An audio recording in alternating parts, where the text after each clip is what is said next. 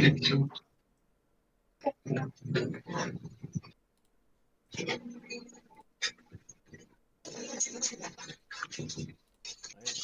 check. Perfect. Okay.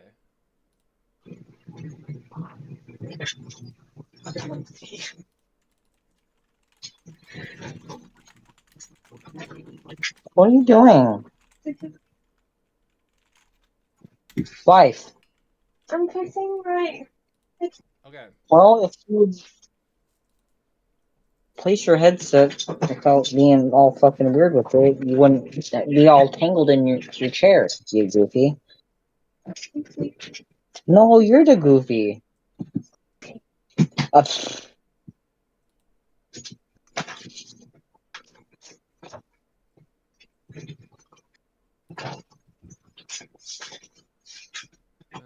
Okay. So,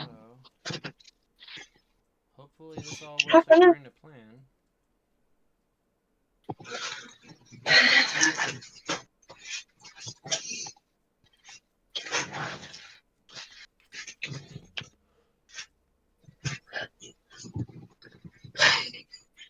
I have no idea how we're going to integrate D&D Beyond in this. I've been trying to figure it out, but I've been also running everything else. So just be warned that there may be stuff that's like janky as hell. Ah! As I drop my headset.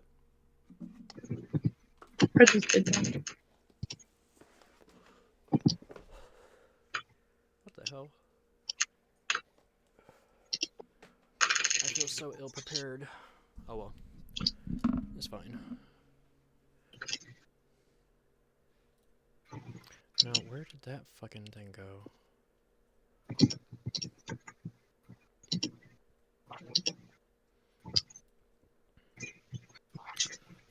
Ooh! Fucking causing mayhem everywhere I go. Here, maximize you, that. Launch BTT. Has everyone clicked on the link for D&D Beyond? yes, sir. Yeah, I gotta redo it on my iPad when I have a minute. Okay. Add.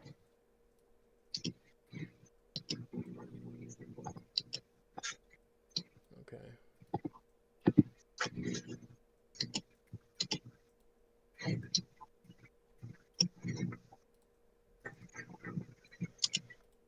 No.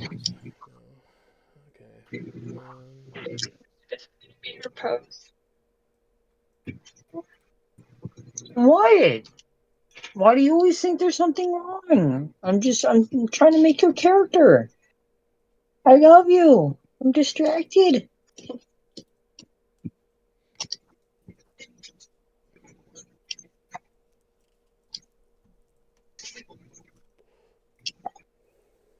It can be a girl or a guy, it doesn't really matter. Hmm? Does it really matter if it's a girl or a guy? It's all on how you want it. Do you want to play a dude or do you want to play a chick? Like, it's up to you. Like, you have complete free reign of how to make, however you want to make your character.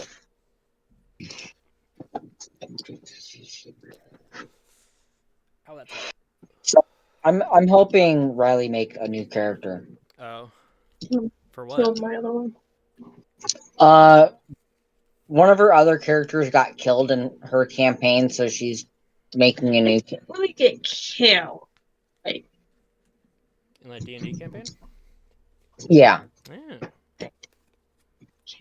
Yeah, her brother, and a couple of her brother's friends are doing their own little campaign thing. but he called it off I due see. to stuff. But basically, depending on how this goes and everything, and how long this campaign goes, if you want, we have a possibility for 3 more people to join. 3? So, Holy crap. I don't know how I'm going to make that work on the layout, but I'll try. You have 2 cat. No, wait, no, hold on. they would have to make new characters. Okay. Yes. Yeah. Every campaign, you have to have a different character. You can't I mean, you pull can. one character. You can reuse an There- old there- character, but like There's you know, rare occasions, rare circumstances. it depends on what the story is and everything. Like I mean, Yeah. I've also got a few friends who are interested in what the hell? I didn't open that. Who are interested Because you in were saying playing as well. something about bringing back his snake. All right, let's just I make sure mean, that everyone who's like participating in this is actually like just the players, because I don't want to have a whole bunch of background noise and get confused and think I'm interrupting somebody just to be like, oh wait, that's not someone who's actually playing. you're fine. It's just side conversation. Yeah. So are we waiting on anybody else? Waiting for Casey, really. I know he mentioned he was going to go possibly see a movie today, but he never gave me an answer on if he actually was or not. So I'm not sure what's going on with that. Wait, so what are we doing right now? Right now, we're about to start in a minute. Wait, we're starting like an actual game right now? Yes. I thought that was tomorrow. Today's Tuesday. It is? Yeah. Yeah, Tuesdays at 8 p.m. Mountain Time, 7 Central, or no, sorry, 8 p.m. Central, 9 p.m. Eastern, 7 p.m. Mountain Time, and 6 p.m. Pacific. I thought you said for some reason tomorrow at 7:30. No. I don't know where you got that. We were talking about Let's today. see. Today we were talking. Me and Anthony were talking earlier today about 7:40, so that we could like work out any kinks if there were any. But other than that,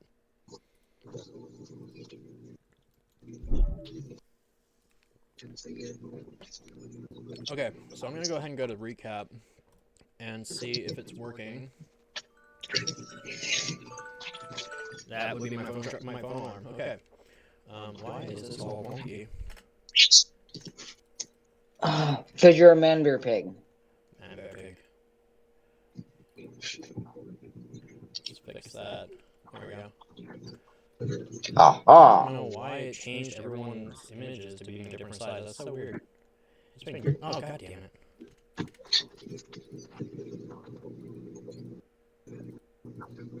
No. Fix it.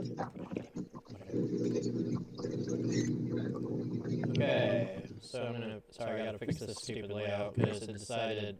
Streamlabs is really weird now. Like basically anything that like if you change just the size of the window, it completely changes the size of the entire, like every single image in that window. And it completely took out the wrong image. Wow, why is it acting so goofy? I just tested this earlier. There we go. Okay, cool. Got it. Fixed. Cool. Sweet. Okay. Anyway, hello everybody. Hello. So we are officially starting this game now. So let me go ahead and start off with what we know so far after I pull it up on the window. I hope it's actually, let me double check one more thing. Discord call. Is it actually using session 0? I hope so. I should probably pull up Twitch real quick. Anchor Alex. And see if it's actually playing your guys' audio.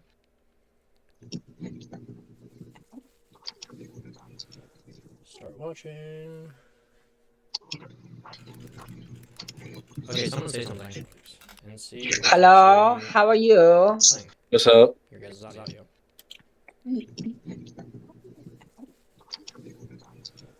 Start watching.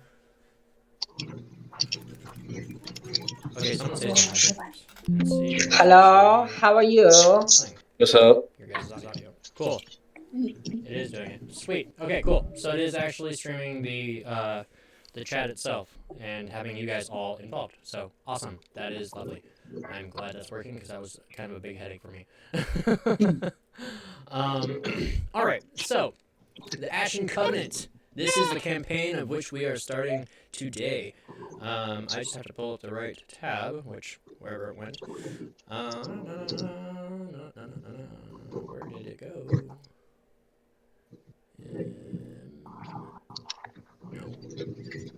Where the hell?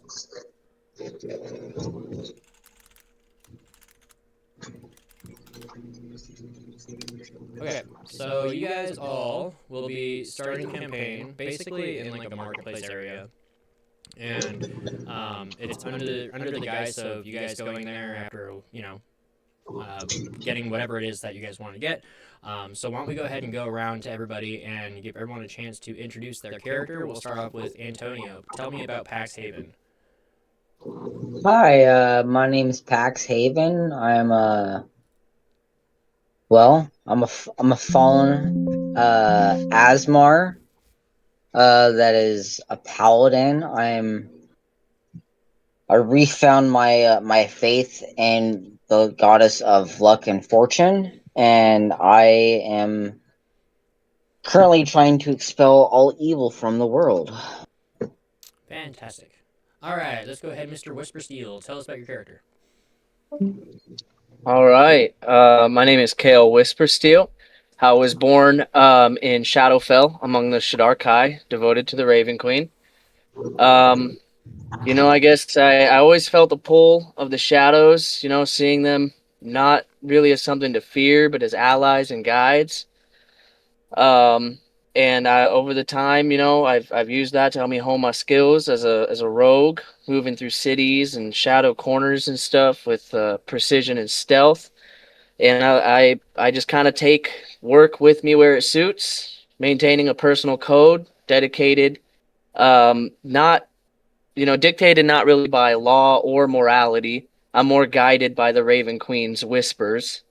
And I like to walk the line between life and death, striking quickly and disappearing without a trace. Right on, right on.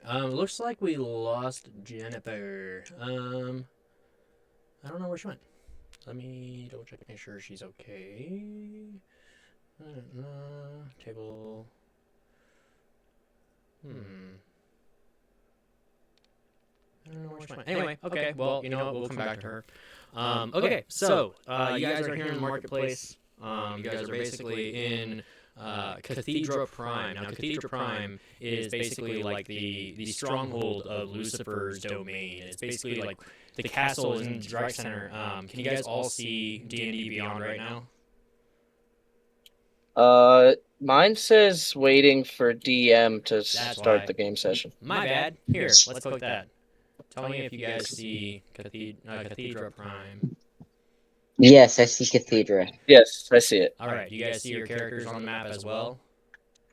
See some A more. little bit. Let me zoom in. Yeah, they're kind of tiny. Maybe I can. There we go. Now I can see it. Cool. Awesome. Okay, so you guys have just entered Cathedra Prime, and you guys are pretty much just adventurers who have heard of the craziness that is Cathedra Prime, because you guys are more like outliers who have not really been. Pax would probably know more about this city, considering he was a former, essentially, angel or Aasimar of the regime. But as far as you, Whispersteel, your character, you said you were more in the shadows, so this is kind of a foreign land to you. You're not really fully familiar with this area. So basically, your main thing is, you wanted to come here and kind of see exactly how bad it really is. You see people walking down the street, kind of looking like they haven't slept in years, and every time you see someone, their eyes are just completely bloodshot. Their eyes are they have really big shadows, but they're also very anxious and paranoid. So anytime you try and talk to anybody, it's kind of like a little bit uncomfortable because of the lack of sleep that people have had. You've heard the rumors. You've heard that Lucifer emitting the light as is so bright in this golden city and across the world, as we all know, the whole world has already been in this bright light of constant day, with the exception of 1 hour every day, which no one really knows why they only get 1 hour at this point. They only know that for 1 hour every day it is night, and that is the most sleep that they can ever possibly get, and even that is lackluster.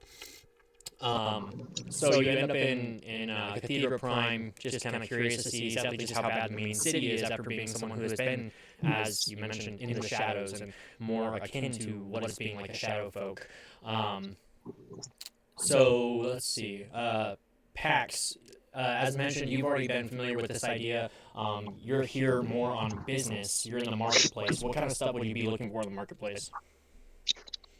I would be looking for, my rations for my adventure, any healing potions, just miscellaneous things I would need to go on an adventure or a quest. Okay. Now, Would I know of any shops in the district that sell what I need? you would be pretty familiar with this area because you were part of the part of the regime for so long. The only difference now is that no one can recognize you because instead of donning your beautifully clad golden armor that you once wore, you now wear this darker armor, and it is getting a little bit of looks from people. It is kind of making people uneasy because they're so familiar with being essentially indoctrinated that anything that is not light is something sketchy. They're like, oh hey, this guy here, he could be evil for all I know. I don't know who this person is. So there would definitely be some looks coming your way because of your armor, but because of your wings, people would be a little less uncomfortable than they would be seeing Whisper Steel. But you do know the area pretty well. This is pretty much like you used to patrol these streets, basically.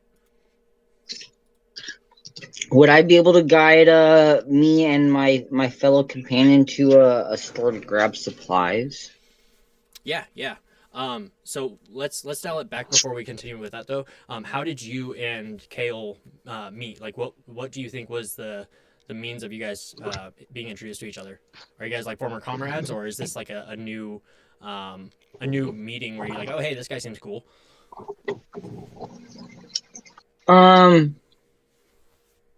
I would say we probably have seen each other around passively, but don't like formally know each other. Mm. Okay. So I was more drawn to follow packs because the Raven Queen whispered me to do so. So I just imagine it's aligned with my fate. Okay, cool. So you just kind of follow wherever the path leads you, and then just kind of go with the flow. All right, cool. All right, cool. Yeah, just go ahead and take it from there. What are you guys looking for in this marketplace? I'm sorry. Go ahead. Go ahead. No, go ahead, my guy. I'm just observing. I'm kind of hanging out in a corner, watching everybody and noticing when people notice me, averting their eyes as quickly as they can, as though I'm a dark stain on their perfect, city. Just kind of keeping a close eye because something smells off, and I just don't know what. When you say something smells off, can you give me more detail on that? Like, what exactly is it that you're feeling from this? I'm feeling as though like something like a greater hand is like it's hard to describe. It's a hard feeling to describe, Being one with the shadows, I feel there's a presence or a will in the city that is, it's unsettling. Yeah, so it's like kind of like a heavy, like Yes, it's a very heavy feeling. Yeah. Okay. Right on. So yeah, so you definitely see peering eyes, and people are starting to talk amongst themselves and starting to be like, oh well, did you see that guy over there? Yeah, I saw that guy. He's kind of weird. Why is his skin so pale? Oh, I don't know. And these folks, remember, they've been in day all the time, so their skin is a little bit more reddish and tannish just because of the constant daylight. They haven't really had a break, excluding when they're inside their own homes. So you find the shop that you guys are looking for, and you meet up with a shopkeep, and shopkeep says, "Oh well, you guys are some strange characters. I've never seen people like you around." Anybody? Oh, Anthony, you want to take that? We're a venturing party looking for supplies. Do you have food rations and health potions? Oh well, I don't exactly have a whole lot on my hands, but I do have some rations I can give you. We're not allowed to have potions inside the city, but that's okay. We got the gods to keep us nice and healthy. We're fine all around. Yeah, can I get a week's worth of rations and maybe some some rope. Sure. What rope? What do you need rope there for, stranger? Oh, making tents, hauling materials up ledges, and common uses. Oh, so y'all definitely aren't from around here. Okay, I thought y'all looked like strangers. All right, well, yeah, let me just go around back. He goes around back, and then he just kind of leaves you guys in the lobby of the shop.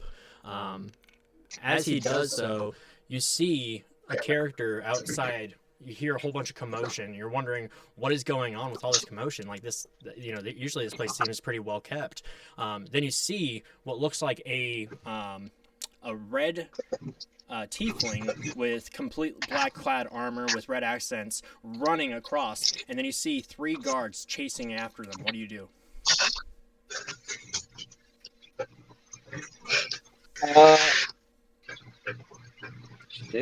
I would like to go investigate. Okay. I would like to follow and see what the commotion's about. Okay. So while you guys are going outside, you see the tiefling kind of dip off into this alleyway. The tiefling ends up stuck in a corner. He's stuck kind of walled up against the wall. And you see these 3 guards. They're all just kind of lower ranking guards. Basically just like your typical patrolmen. But they're all Aasimar. They're just, low level guys. But you see that they're chasing this tiefling. And you're not exactly sure why. What do you do? I follow in pursuit until I have a chance to ask what is going on and why they're chasing this individual. Okay. So do you? I would like to. About how far are they from me? Am I able to do like perception check to see how far they are from me? Yeah, go ahead and do a perception check for me. Oh shit! How do I roll dice here? You should be able to go on your DnD Beyond page, and then I think you should be able to just kind of roll the dice that way. That's cool. So if you open your windows and open up a sub window, type in D&D dice roller. Oh, okay. I got you. D&D dice roller. Here we go. And then select the D20. And then if you have any pluses to your perception, I'd adjust that accordingly, and then roll your dice. Yeah, I have a +5 on perception. So yeah, I would add the +5 at the where it says +0, and then hit roll to roll your dice. Okay. Now I gotta figure out how to add. 15. 15. Okay, so when you pull up to these folks, you do see that these 3 guards do look a little hostile. You can't quite make out why. But I was checking to see how far they were. Oh, they're. I'd say that like you guys are at the edge of where that alleyway is. The alleyway is completely like blocked off. But you're probably about, I'd say, 15 feet away from the guards at this point. And the guards in front of them would be this tiefling character who's backed up against the wall, but it looks like he's holding on to something. You can't quite make out what it is. I would like to use my Blessing of the Raven Queen to teleport up to 30 feet and attempt to startle one of the guards.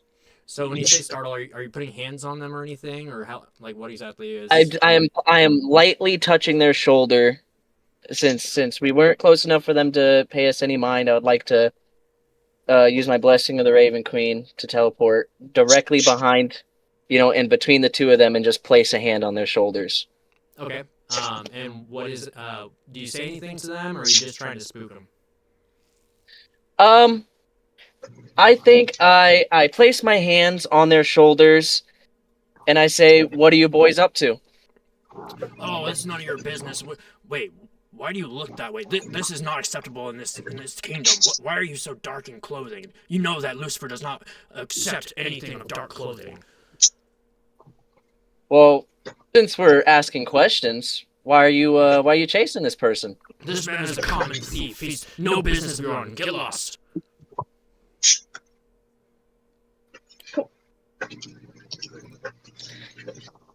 You'd take kindly to watch your tongue. He looks at you in surprise because no one ever speaks to him in this manner when in Cathedral Prime.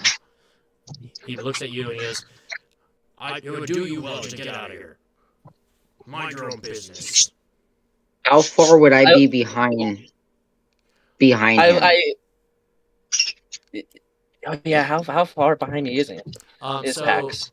So Pax would have if there's been Pax would have been if I have time, I would like to walk up behind him and kind of just like stand at like silhouette behind him as like a show of force. Okay. Do you have intimidation? Yes, I do. Oh, Do an intimidation check for me. I gotta figure out how to add them to this because I'm not sure how.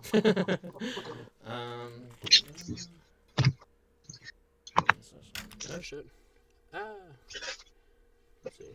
I have a total of 19. Okay, 19. Jesus. Good roll. I have a +7 to intimidation. Okay, so you're trying to intimidate them. I'm just gonna move characters around real quick, try and make everybody nice and easy. This is hard to do. This map is, I need to edit it. It's not quite large enough. And for some reason, it won't let me bring my own player into here. Well, I guess I'll put a placeholder. I'll put Tiefling, I guess. No. Is in the DND content library. Well, that's fun. Yay for learning new things. Your shoes are right here. I'm gonna go grab the keys. Sorry, I gotta go drive Riley to work. Alright. So I won't be near the computer for a couple of minutes. Okay. But I know we just started. I'm gonna go ahead and put us in break mode real quick, just so I can figure out how to add my character to this. Because for some reason it's not letting me. Okay. So that'll give me a second to kind of do that anyway. I can already see your character in here. Which character? Oh wait, no, never mind. That's not your character. Yeah, no, she's somewhere out there in the world. Yeah, she's hanging out. Yep. Oh, weird. I see two of you. Okay, I'm gonna remove you. Wait. Yeah, okay. Remove that one. Re-add that one. Put you here. There we go. How do I add my own character, though? Let's see. Baby, will you grab my vape on your way down, please? I'll be out in the car.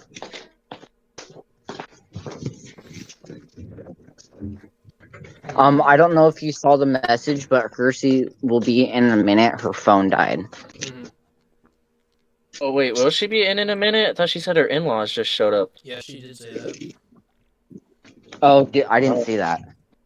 How the hell?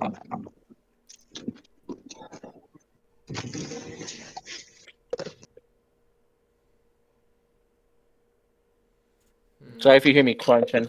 Some Japanese snacks. I'm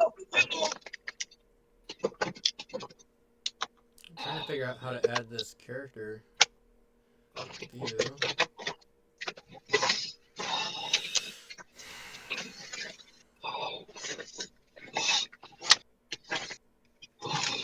Oh, do I have to do that? Okay.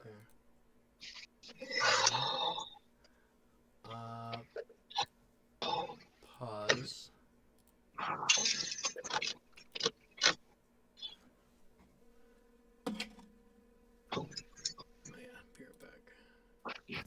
So, oh shit, that's back up. Okay, so Pax, what, successfully rolled intimidation? Yeah, no, I rolled 19. I just looked at the character sheets and I realized that intimidation would do nothing for them. They are immune to, like, these are technically Deva soldiers. That's the best way I could get them to integrate into the game. But they're immune to charmed, exhaustion, and frightened. Okay, then I would like to roll deception. I will I will look past the guards and tilt my head, making eye contact with the person huddled in the corner. So I will say are you talking gently about to the the guards. tiefling, or are you talking? Is that who you're talking Yes. about? The person? Okay, go ahead. That's who I'm looking toward. Okay. And I will say softly to the guards, the Queen of Fate has marked this soul. You do well not to interfere, and I would like to roll deception in an attempt to either make them hesitate or question their orders. Okay. Go ahead and do that. Keep in mind, these guys are pretty heavily devoted to Lucifer's armies, so they've never had anyone try and usurp them before, so to speak. So just keep that in mind. I got a 22. 22. Okay, let me see. Yeah, I rolled a d20 and I have +5 on deception. I gotta figure out how the hell to roll for them. Everyone. How do I do that? Let's see.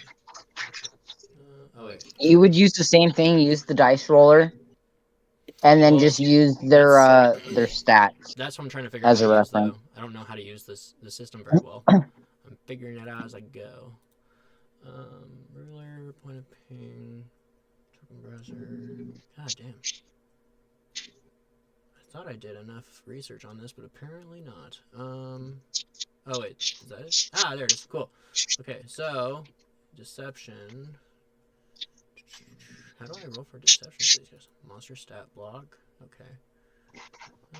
22, you said? You would roll for insight. Insight. Okay. Oh, duh. So this guy, how do I roll him? I just did it a minute ago. Oh, wait, okay, so you rolled for a 22. Next. Okay. You, monster stat block. Where is the roll option? Insight is +9. Perception's +9. Insight. Wait, why is it opening like? No! How do I roll? I want to roll! Yeah! Okay, well fine. Alex, I'm gonna send you something real quick. Okay.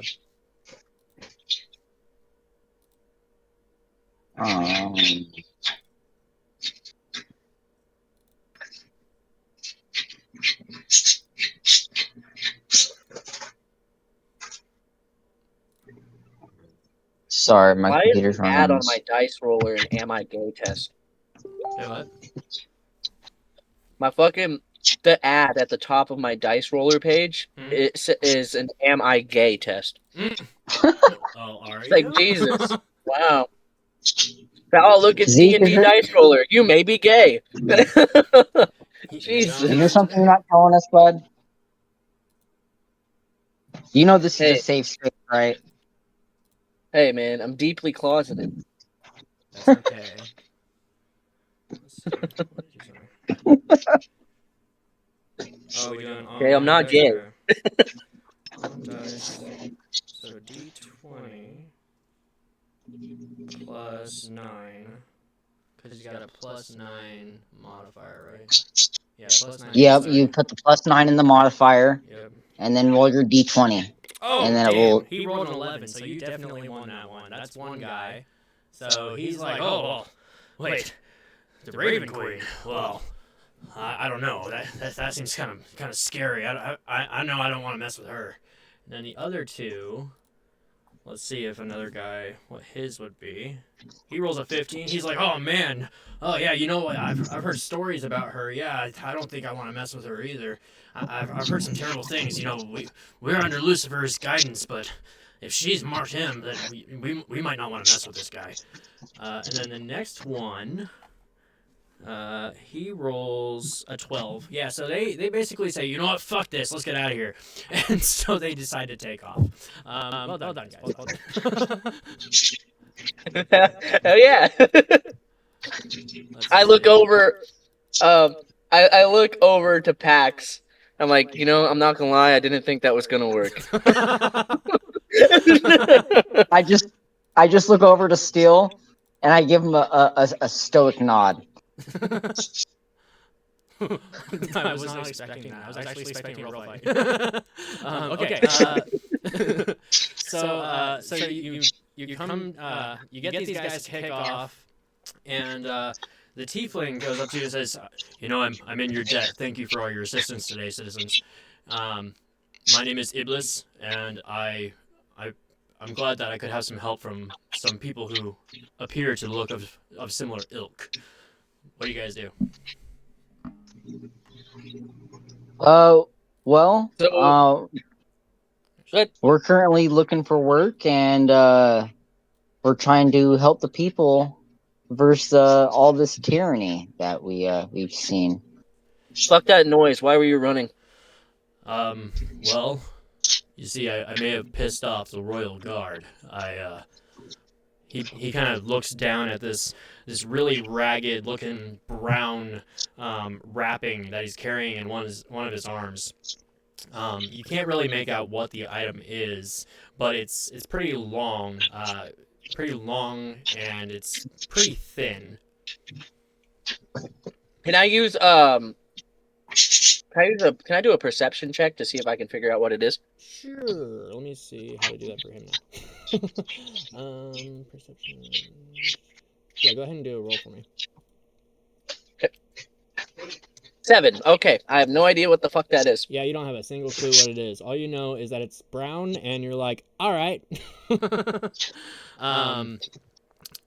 Pax, what are you gonna do? I would also like to make an investigation check to see what it is. Investigations. Let me see. Your investigations. You have a +2 for investigation, and it's rolling off your intelligence. So your intelligence is +2 as well, so that's +4, so you got 16. Oh, and +1 for intelligence. Oh, lovely. 17. So I have a +5. Yes. I have a total of 25. 25. Let me see. I gotta go back to my character real quick.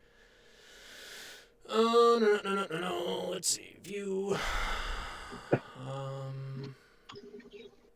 see. Investigation.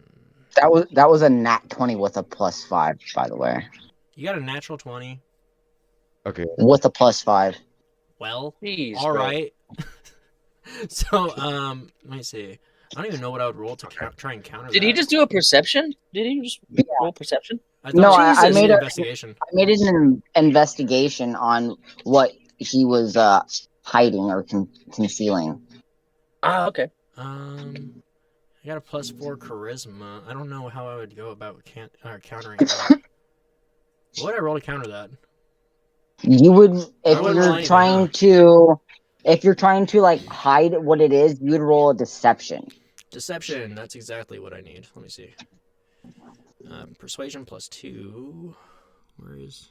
I get this all set up. Sorry, I'm running late today. I had a bunch of Or shit you to can do. roll for persuasion to All good, brother. persuade me. Welcome to the party. What, Anthony? What's up, my guy?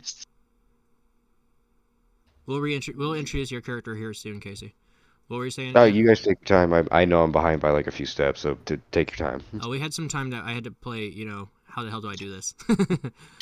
What were you saying, Anthony? I was just saying, you can roll for persuasion to persuade me into something what it's not, or you can roll for deception to basically lie to me. Okay, persuasion. But you have to beat a 25. It's +2. My charisma is +2, so that's. Let's see. Other modifier. Let's see. Modifier +2. Base score 14. Bonus +1. Okay, so where's the roll icon? You know what? I'll just do. So are you using that page that I gave you? Yeah. So I just use DnDDiceRoller.com. Pretty much. Yeah. So you hit the D, right? It is either D20, D12, D10, or D100. Pick the D20. D20. Where it says the plus, you Yeah. go into, and then if you have like a +5, you put that number there. Okay, so I got. And then 14 off to the right side, there'll be a red button that says roll, and you click that, and it will automatically roll for you and tally everything. Okay, so just to verify, my total score is 15. Okay, so it's 14 plus 1 bonus plus 2 modifier. Oh, plus 2. Okay, so plus 2 for modifier. I think I did that right. All right. Yeah.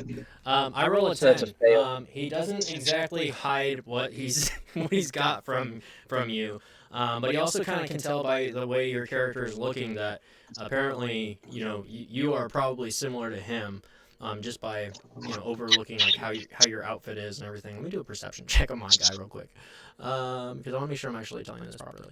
Let's see, perception, wisdom. So wisdom would be a D20 without actually, yeah, just straight 11. Okay, 0, a 5.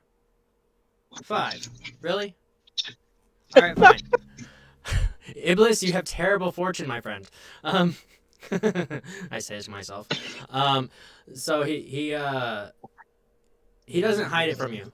He's like, well, it seems like you are a trustworthy sort. You did come to my aid after all. I am carrying. He pulls out the. He unwraps this wrapping, and you see a giant long spear. You know this spear. You have heard stories of this spear. They have told legends of this spear. This is the Spear of Longinus. It is also known as, for those who don't know, the original story of the Spear of Longinus is that it is the spear of which that pierced Christ's ribcage when he was on the cross. Now, of course, we're not going to add Christ into the story, but there's stories that kind of revolve around that in itself. So you know this to be a holy weapon, and Iblis is carrying this weapon. This is a long lost weapon that no one knew what happened to it, but yet he's carrying it with him. What do you do? I kind of look at him, not stunned or dazed, but in bafflement to knowing that spear was long lost in the war. Mm-hmm. I was friends with the previous owner of that weapon, and they have long since disappeared. Mm-hmm. And we had thought that weapon was also lost. I asked him where he retrieved that weapon. It's better if we don't speak about it here. Listen, you've already helped me enough, and I don't want to cause any more trouble, but I'm telling you, you're going to be chased down by these guards more. I encourage you, heavily implore you, to follow me. I have somewhere to take you. What do you guys do? Can I make an insight check on if he's telling me the truth? Go for it.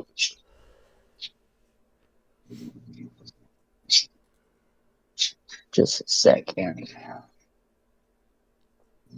I will kind of narrow my gaze, pausing slightly, just making a remark to Iblis. If fate has I have put a that total of weapon in 21. your hands. What were you saying, Gale?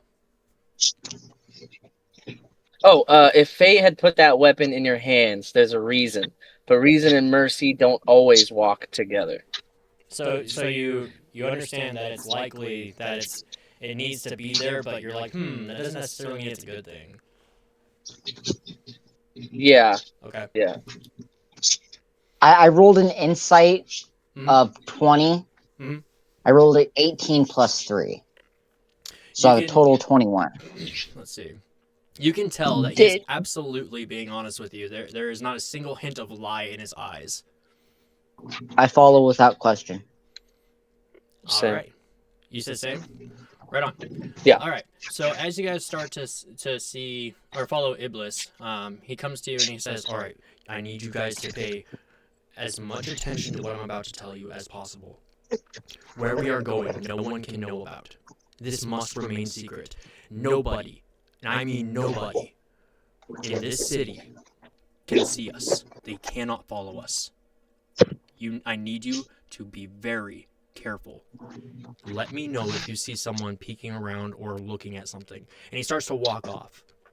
Now, as he walks off, you guys start following him, and you see him kind of go down the city.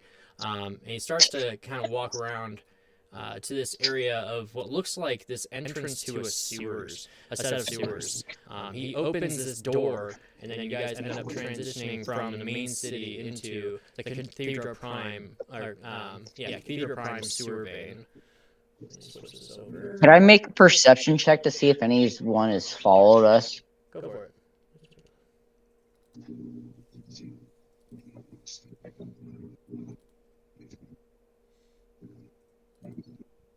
9. 9. I rolled a 9. I too would like to make a perception check. Go for it. Oh, shit. 13. 13. There's nobody following you, but you do hear whispers of people talking, and you're very, very, very aware that people are clearly whispering among themselves as if they're trying to kind of figure out what the hell is going on, but realistically no one's following anybody. Okay, I follow. So we end up putting our guys into we're in this sewer vein, and it's just muggy. Can you guys see the image that I changed over? Yes. Cool. So this is the sewer vein. It's no one goes here. As far as the guards go, the citizens, everyone knows that the city's pollution goes here, but nobody knows why. Why this place is not really visited. They just know it's gross, and no one really has any interest in it, because of the way that the world is sitting, with the constant exhaustion of the world, and with the constant state of everyone being so paranoid. No, everyone's like too afraid of the rumors of what could be down here.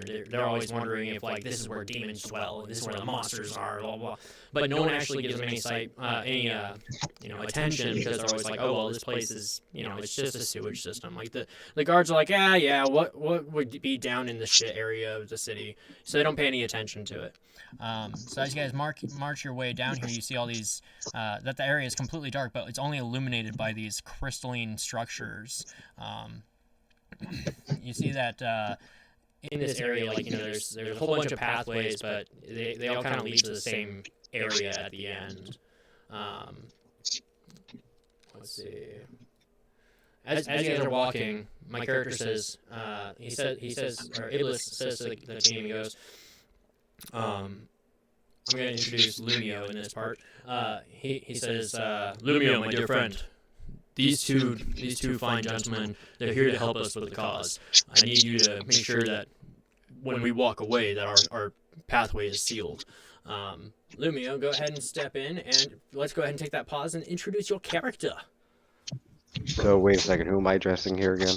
You are addressing Antonio and Zeek, and they are playing as Pax, who is an Aasimar, who is basically like a fallen angel, and then Whisper Steel, who is basically like kind of like a shadow folk. He's kind of like a rogue / assassin kind of character.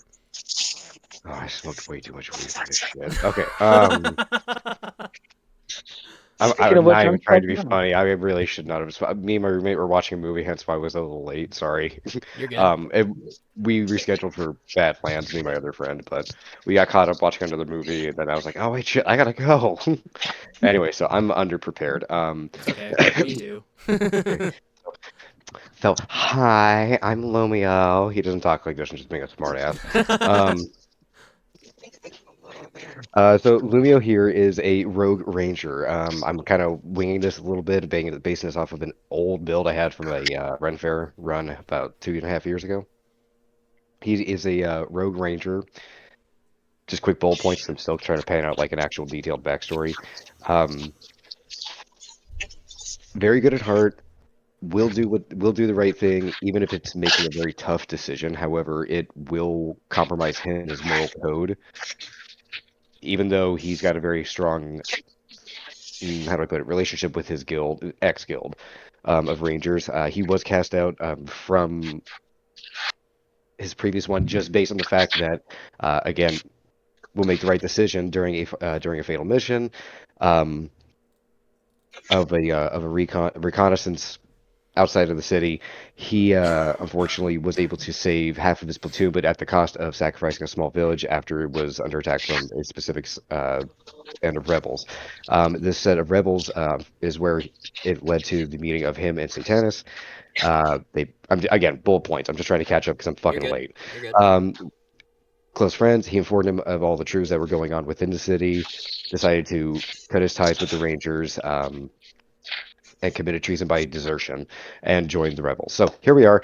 Basically, I'm saying I'm your fucking babysitter. Yes, because I'm the only one that's like pretty much a little bit of a smartass. But think of like a medieval slash fantasy face from A-Team with a little extra training. So yeah, here we are. Can you run that intro by me one last time? Just so now that we're caught up with with what my introduction to this. Yeah. So previous to you arriving, I'll kind of briefly overdo it because Hershey's had to leave too. She just took out for a minute. But so these guys just showed up in the city. Anthony, his character Pax, is very familiar with the area. Okay. He was a former soldier within the regime, and he was like, yo, I don't really appreciate where this is going, and this is starting to sound a lot like evil, and so he ran away, basically. But he changed his armor into everything, like, black and with golden accents, and he's, constantly wearing his helmet, but he clearly looks like a soldier, but he's not of the regime anymore, so he's, in very dark clad armor. And then, of course, Whispersteel was with him. They kind of met here and there in the past. They're not necessarily too buddy-buddy, but yet, like, they're also familiar enough to be like, okay, you know what, I can trust you a little bit. I know that much. And so they started off in the marketplace, kind of Cathedral Prime, just kind of seeing, like, hey, I wanted to see what this area is like, because it's all the rage in the world about how crazy oppressive this city is. It is the capital of which Lucifer resides. Right. And so these two, they end up. So because Pax knew this area so well, like, he's very familiar with this area. Like, this was his old, stomping grounds, basically. Like, he used to patrol this area all the time. I grew up in the city, So essentially. because he's so familiar with the area, he helped guide Whispersteel to a shop that he knows well, of which, because they're dark clad outfits, the guy behind the counter is a little skeptical of them, and he's like, oh, well, I've never seen you guys here before, and so they're like, oh yeah, we just need some supplies. Anthony was requesting some rations and a rope, and then the old man went to go in the back to go get it. But unfortunately, before the guy could come back, they see a tiefling just running across the way from them, and then they see 3 Aasimar guards, basically angels. Iblis ends up, this is before they knew his name, they saw him get backed up against a wall in an alleyway. Right. And then essentially, the short version is that Whispersteel teleported up to the 3 guards. Excuse me, hold on a second. You're good. Excuse me. He essentially teleported behind the 3 guards, put his hand gently on their shoulder, and tried to convince them not to cause problems and basically, like, leave Iblis alone, of which they basically told him to fuck off. Then Anthony's character, Pax, kind of spread his wings and was like, no, I'm telling you, you need to leave him alone, basically. And he basically tried to tell them to back down, and they still were like, oh, well, you can't intimidate us. To which Whispersteel is like, oh, well, his soul is already marked for the Raven Queen. We already have hold of him. Like, he's doomed one way or another, basically. And he deceived them, and so... Mommy. The three guards were like, oh, I don't want to mess with that goddess. Like, I've heard horrible stories of her. Like, yeah, we're protected by Lucifer in this city, but I've heard some pretty horror stories from her. I don't want to deal with that. And they basically just said, screw this, I'm out. And then completely, like, canceled any further impact. From that point, they were introduced to Iblis, who was carrying a brown rag wrapped around a long item, of which Whisper Seal was not really terribly certain what that was. Anthony was very, very privy to what it was. He was like, "Wait a minute, that's the staff of Longinus. Like that, I know what that is." To which my guy's like, "Okay, well, I need you guys to come with me because apparently you guys are clearly in darker attire, which is not normal here. So you guys are gonna follow me, and we're gonna go to the sewers. They don't know why or what the exact end goal is yet, but we're in the sewers, and that's where we met you." Neat. So I Yeah. live in the sewers. Well, you don't live in the sewers. You're just basically waiting for Iblis's return. You're kind of like keeping an eye on the place. It's essentially like So I a live in the hideout fucking area, or sewers. an area that leads to the hideout. Yeah. I We're not know, at the just hideout fucking yet. with you. We're just hanging out in the sewers I know. right now. Okay. Cool. I get to sleep in Shit Creek. What? Awesome. Okay. I said cool. I get to sleep in Shit Creek. Yeah. It's a shitty Oh, hey, So look, there's my dinner. I'm gonna go on a stretch here and assume, since this is I've been down here before, and due to the circumstance of meeting these two other fellows, Mhm. I'm gonna assume the place down here isn't booby trapped, but out of precaution, I'm just gonna make a slight investigation to see if there's anything I should be worried about in the area. Go for it. Oh, there might be a couple of things. I say that because Lumio's very good about, how do I put it? Crowd control. He likes his space. I don't see shit. I rolled a 4. I think he did his job. Yeah, you didn't see anything. And actually, Pax, your character would not have been down here. You would have been up on the Golden City more than anything, doing your patrols when you were here prior. You are not familiar with the sewers at all. All right. So as you were walking in, what was your dialogue as you were walking in? This place smells like shit. No. Oh fuck! It smells like my last night's corn. Oh, you had sweet corn, didn't you? Okay, we're done. I didn't have any no, corn. I don't remember eating corn. Okay, let's be adults here for a minute. I say adult as we all sit here playing D&D online. It's fine. Who cares? It's fine. Anyway, okay. So what was your dialogue? What were you asking? What were you saying to Lumio as you walked in? My guy, Iblis was basically saying, hey, these two are of good. They're of good faith. They're coming with me on my, under my tutelage, basically. And then I was letting you know, hey, just make sure that no one tailed behind us, and then come with us afterwards. So you're not going to wait terribly long. You're just going to wait a second or two. Staying kind of out of sight, acting like you were never there. Oh, perfect. Absolutely. Okay, cool. Cool. All right. So as we move forward, So I don't know if I have to say anything or not, so I'm just kind of going with the flow. Say what? So I don't know if I have to talk or not, so I'll just let you know. You can just let me know when I need to speak. Yeah, I'll direct it to you. All right, cool. I'm gonna meet up for a second. I gotta reinflate my mattress. Sure.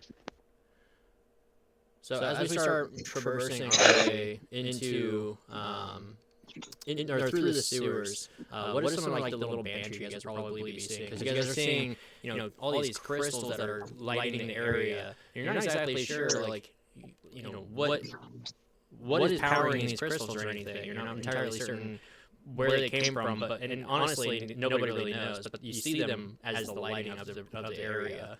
But it's also, the sewage system, so it just smells absolutely rancid. Hey, never being here before, I look around and am wary.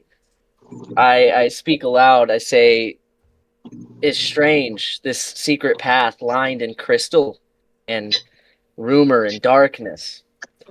I look over towards Iblis. Either you're leading us to safety or straight into something that'll whisper my name to the queen before morning. Iblis turns to you and says, "I assure you, you are safe here. There's nothing to be worried about." Okay. As I do a gentle nod to acknowledge. As we're walking, I'd probably catching up with Steele, asking him what he's been up to since our last mission together. Just small banter. Yeah, go ahead and play that out. I gotta add some stuff here real quick. There's just me all the way in the background. Do you guys see anything? Not yet. Okay. Sorry. So, Kale, what have you been up to in these last couple of months since our last mission? Have you gotten Following the in will. trouble? Been following the will of the queen. Sadly, trouble follows. That is true, my friend. That is true. I haven't been doing much. I've, killed a couple, goblins that were attacking a homestead. And then, just spreading the good fortune and luck of my goddess. But other than that, how's your dealings with the Raven Queen, my friend? Do not discuss matters of the queen outside the coven. Oh. There's just me in the background. Pussy.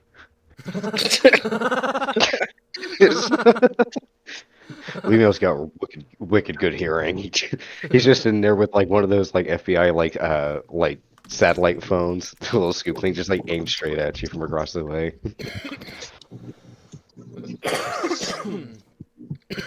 Excuse me. Oh, while we're walking, do I see any subtleties coming off of Iblis warranting caution? Go ahead and do a perception check.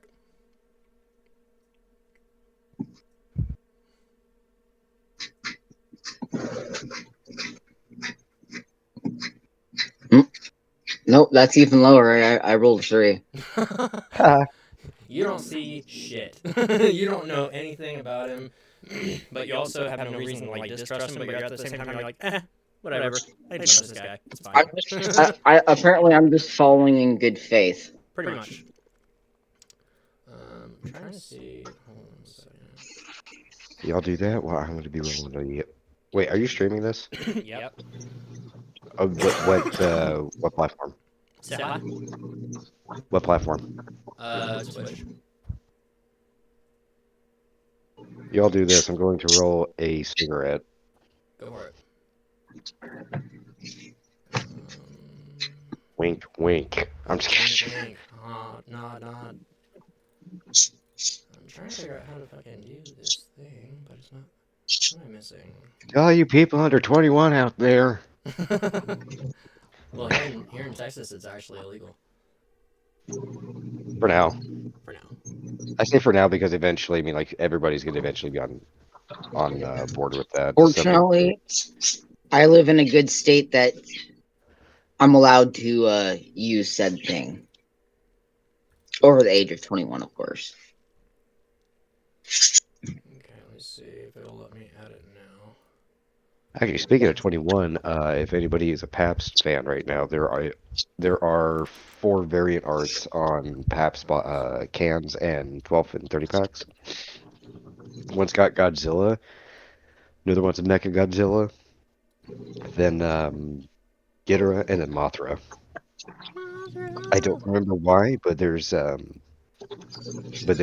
like special art on some of the boxes right now.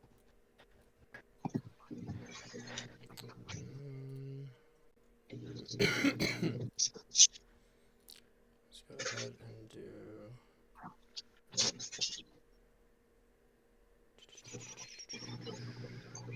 Don't worry, I'm just adding some stuff real quick. Easy. I didn't have enough time to do this beforehand. I was trying to build the stream and everything ahead of time.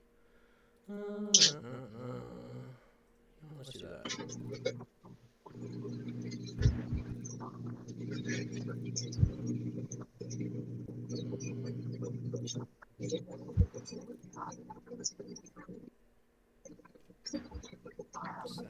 sounds greedy. You sound creepy. Creepy. Oh, look, it's a creeper. Minis. Damn it, I'm getting old.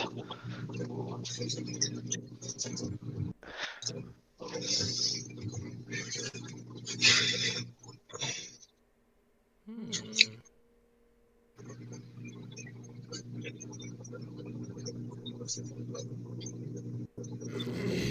That's actually pretty fitting. Let's go ahead and add that guy. Cool. Scroll in. There we go.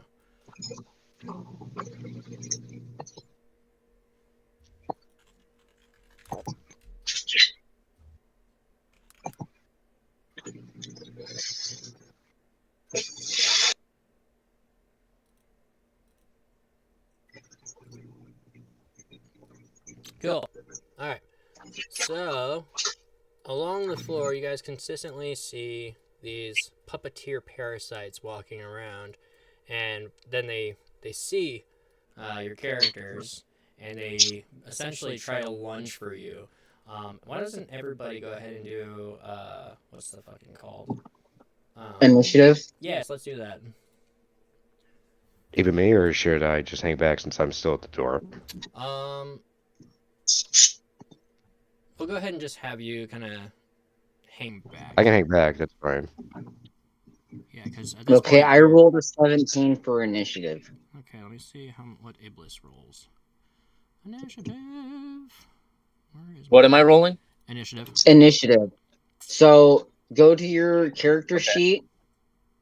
At the top of your sheet, it should say your strengths and all that. Underneath Yeah, proficiency, initiative, I it'll see. say for initiative. So go to your D20 and then add whatever your initiative is. Okay. I rolled an 18. Okay. 16 plus 2 initiative. Yeah, I got 18. Tokens. Let's go ahead and remove Leo. What was the initiative you rolled, Anthony? I rolled an initiative of 17. 17. Okay, 17. You said you rolled an 18, Kale? Yes. Okay. Cool. Okay, cool. So then it looks like we're gonna start combat. Kale, then Pax. I did not roll initiative for these guys. Oops. Let me go back. In the combat real quick. Confirm. Battle tokens. No. I would roll all their initiatives together and just use all their actions as like a group action.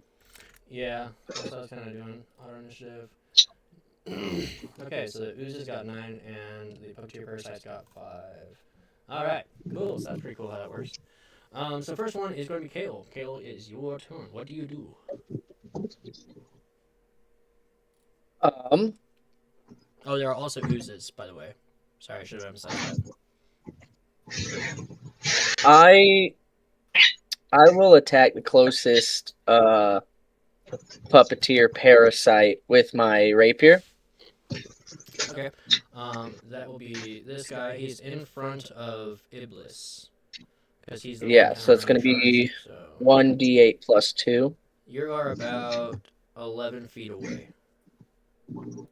Oh, okay. So I'm about 11 feet away, so I can't do that. Yep. Well, actually, you have then I will throw my dagger. Throw your dagger. Let's see. Yep, which is a d4 plus 2. Okay. 3. 3. Oh, these guys are fucking... Why is their health so high? I gotta fix their health. Give me 1 second. I gotta fix their health. They're a little too high.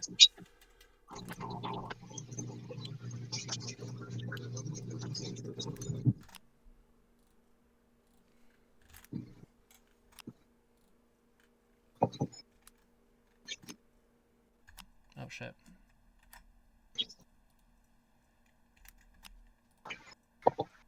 What was it that you said you rolled? I threw my dagger. I rolled a 3. 3. So that will be. What do I roll for this guy? What's its armor class? Armor class is 15. Then misses. Misses? Okay. So yes, that's a miss. You have a bonus action, and then you have in your turn if you don't have any bonus actions. Okay.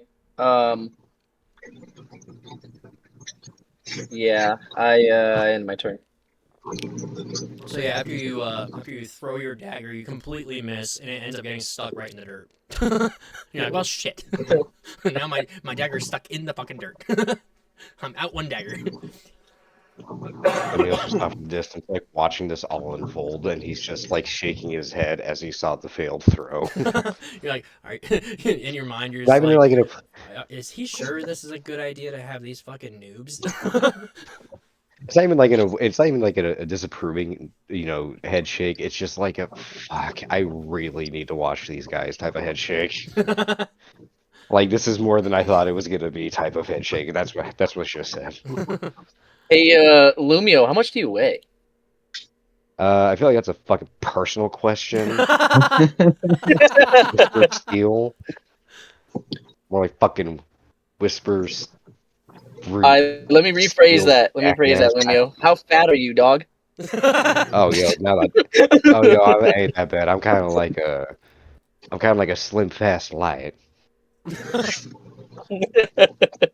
Bro's an OG Slim Jim. Get into a Slim Jim. All right, Pax, I it's don't your care what turn. anybody says. We are never replacing Randy Savage. I will die on Alright, that so hill. I will boycott if they try to do that. how far am I from the closest monster? The closest monster is the Parasite. Parasite B, I think it says. Or C. Wait, hold on. I think it's B. Let me double check that. But you're about 7 feet away. I'm 7 feet. Can I move 5 feet so I'm 2 feet from it? Yes, let me get. And I would like to make an attack. You I would bet be you would. right there. About. You're gonna make an attack? Okay. Are you just gonna straight Yeah. hit it, or what's like? Tell me what you're trying to do. I'm gonna do a slashing attack. Okay, and your character slashing. So your strength alone is like 20. Okay, so I'm gonna roll for attack. Yep. My total is 23. Yep. Okay. So let me. Okay. Okay. Okay, I'm rolling for damage now. 6 damage. So you give him 6 damage, you said? Yes, 6 points of slashing. Alright, so that is 6 points of slashing damage. He is down to 2 health. Is there an alternate screen to watch, or is it just still the map? It should still be the map. If you want to watch the stream, Okay. you can, but it's pretty. Yeah, sure. I mean, it doesn't really have anything except for us in it. Yeah, I that's will fine. send you the link in just a second. Yeah, why not? Body is a body. Yeah. And Just make sure it's not like duplicating sound and everything. I don't I have can- any further yeah. action, so I'm just gonna sit there waiting to be attacked. Okay. Next is gonna be Whisper Steel. How far is Lumio from me? Lumio, give me a second to put this in the chat real quick, and I will. I was gonna say I'm still way the fuck back Yeah, he's still here. pretty far away. I'm probably I'm probably like a good 50 yards away from you guys. Yeah, probably a good 50, 60 yards. Which means you're on your own, boy. Let me see. I'm trying to see. Play schedule. Channel information. No, okay. I just threw the the link to the Twitch channel in general information. I don't think we have any viewers. I haven't seen anything, and I don't see anybody saying, "Hey, we just joined." But I don't really care that much. It's more for the fun of doing it. Like I said, it gives me. No, you're good. Like I said, it just kind of gives me something to kind of do in between. Yeah. Me too. Unfortunately, the map that's on there does not reflect the map that, like, as it's playing on D&D Beyond, so I'm not really sure how to do that. But let's see. So if we check out Lumio's distance, we got 8 feet to the stairwell, and then he's about 28 feet or so away from you, Whisper Steel. So just as a heads up, I'm not sure if you know this, but on the stream, it's just the map. Nobody can see like our icons or like what we're doing. Wait, what? Oh yeah, no, that's what I'm talking about. Yeah, the stream itself is just kind of. I'm still trying to work out the kinks on how to get D&D Beyond, because that's the way that the map is everything all plugged in. But the map is just a visual aid, but realistically, I can't really figure out how to get Streamlabs or Streamlabs, yeah, to coordinate. So I mean, that's kind of like almost like a screen recorder. That's just kind of like going like a live feed off of your screen, like screen share. Yeah, I gotta figure out how to do that. I was trying to get that to work, but it's tricky. It's very tricky. We can iron out those kinks after session, like I told you after we get done. I can help. I mean, the fact that I even got it to this point, I'm pretty happy with, because if you look, like, this is not the way that the game is actually supposed to be played, as I have it built. This is just the recap map. I just put the map there to kind of be like, okay, well, for now, this is actually how it's supposed to look. It'll populate in about 60 seconds or so. Just during the stream volume down just a smidgen. Yeah, it's a little delayed. That's intentional. No, it's good. No, it's not even that. It's just like actually turning the overall volume down. That way, the echoing doesn't get like too confusing. Gotcha. Yeah, so this is how the campaign actually is meant to be played. But of course, with like cameras on the bottom, and then the map itself will be integrated, and then initiative will actually be like, okay, so it's so-and-so's turn, and it'll change that way. But I don't know how to make that work, so I'm just kind of winging it. It's all a learning experience, man. We're all here to have fun. Yeah. And that's the recap right there. So, Coolio. Okay, so it's Iblis's turn. Iblis wants to, let's see.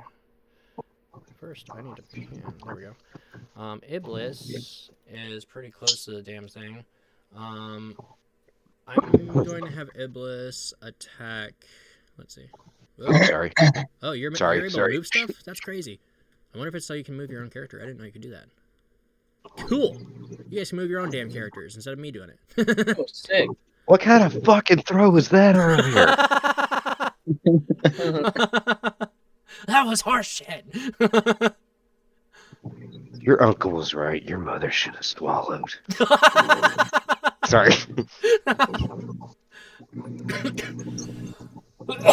Oh man, that was bad. You just see me just do like an inhumanly fucking fast, like dead sprint, like almost flash status across the bridge, just to shit talking and run right back.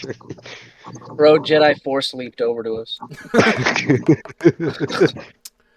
So he force stepped to us real quick. And out of nowhere, Lumio appears from the sky, swinging a blue lightsaber. Iblis says the force is strong with this one. It's not a lightsaber. It's a non-copyright infringement glow stick. Let's see. So. Because fuck those lawyers. That is not a fun phone call to have. Cool. So Iblis attacks a parasite, one of the stronger health ones, and he completely fucking decimates it. He just goes up and goes shink and just stabs his dagger straight through it and completely slices the bitch in half. Let's see what's good. Was that one of the ones I attacked, or no, new one? He went after one that hasn't received damage yet to try and like just not waste the efforts. He's just like, yeah, fuck this guy. Let's see. How do I do that again? Oh wait. Yeah, okay. This guy attacked. This guy. Oh shit. I remember how to give it damage again.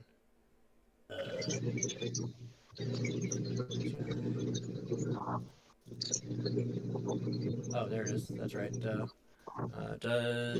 My guy does 13 Whoops, 13 damage to him. Just completely fucking nukes him. Alright.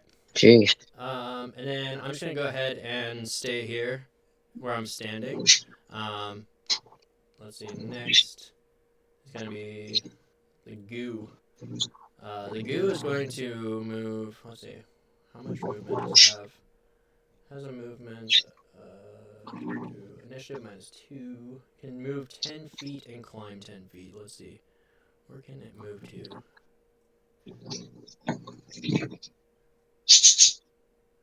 That's A, right? I should have labeled them better. Let's see, that's B. Great. Oh yeah, there we go. So ooze A. It's about. Oh yeah, he's gonna move up to my character Iblis, and he is going to try to roll for attack. He's got a strength of 12, and Iblis has an armor of 18. So he's probably not gonna do shit. D12. Roll. Yeah, he didn't do shit. He missed. You just see like this ooze just trying to like jump on Iblis, and Iblis just kind of like moves aside with like a little like doesn't even get bothered by it. And the next one, let's see. He is going to move over to shit. Wait, where? To Pax. Let's see. He's gonna move over to Pax. He's gonna move 10. Oh god, it's so fucking convoluted, it's hard to see where everything is. He's gonna try and attack Pax. Again, this guy has an attack strength of 12, with -2 initiative. Antonio, you have 17 strength, 18 armor. Yeah, he's gonna miss. He tries to jump on you, and you just kind of see him like. You're like, what the hell is this thing? He just kind of jumps and like just goes boom, boom, boom, right next to you. Potion Parasite has a strength of 2. Let's see, where are you? Where are you? Wait.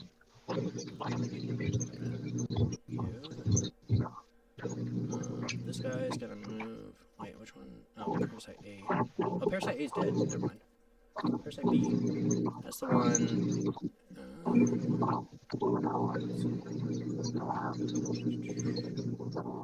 So he's gonna try and run away a little bit. Let's do that, yeah. Next turn, he's gonna stay. Alright, Kale, it's back to your turn. What you gonna do? I would like to approach Parasite B and attack with my rapier. Okie dokie. That's about 14 feet. 1d8 plus 2. I got a 9. 9. Parasite B has an armor class of 15. You miss again. Jesus Christ, what the fuck is up with these guys? They're small and They're small. mighty. They're small, man. They're small but mighty. So yes, you completely miss. So you said you were running up to him and trying to stab him, and you just missed. Yep. You're just like, I want to kill this guy. Stab. Missed. Shit. Pax, it's your turn. I want to I want to finish off that parasite that I originally started attacking. So you are going for Parasite B. You got 2 health. Yeah. All right, go ahead. Yep. Go for it. I roll a 13. Hey, you go to hit at it and you also miss. Oh. Yeah, you just like slam your sword down to the ground. You're just like, cha! And then it just goes, just kind of scurries away from you and like kind of goes back as if to taunt you. Right. I kind of just look is up just like around and I watching. go, well, fuck. Lumio's just watching this absolute fucking train wreck from the damn gate, just sitting there wondering how any of you are alive right now with all of the misses you've conducted. Well, it's funny in this tiny little spat. It's funny because Iblis actually one-shot guy. He's like, this is fucking cake. And you guys are just like, why can't I do that? He's gonna go after that slime, actually. Let's see, where is it? Oh yeah, he's gonna go after this ooze. This slimy ooze. He's gonna attack it. The ooze, that's ooze A, has an AC of 9. I'm surprised nobody's going after the ooze. I'm gonna do a strength roll. Does 5 points of damage. Alright, so I managed to slash it, but not enough to actually make a substantial difference. But I did take out like almost half of his health. Next, the ooze is going to basically, let's see. What can it do? Oh shit! Go back. Can it do anything special?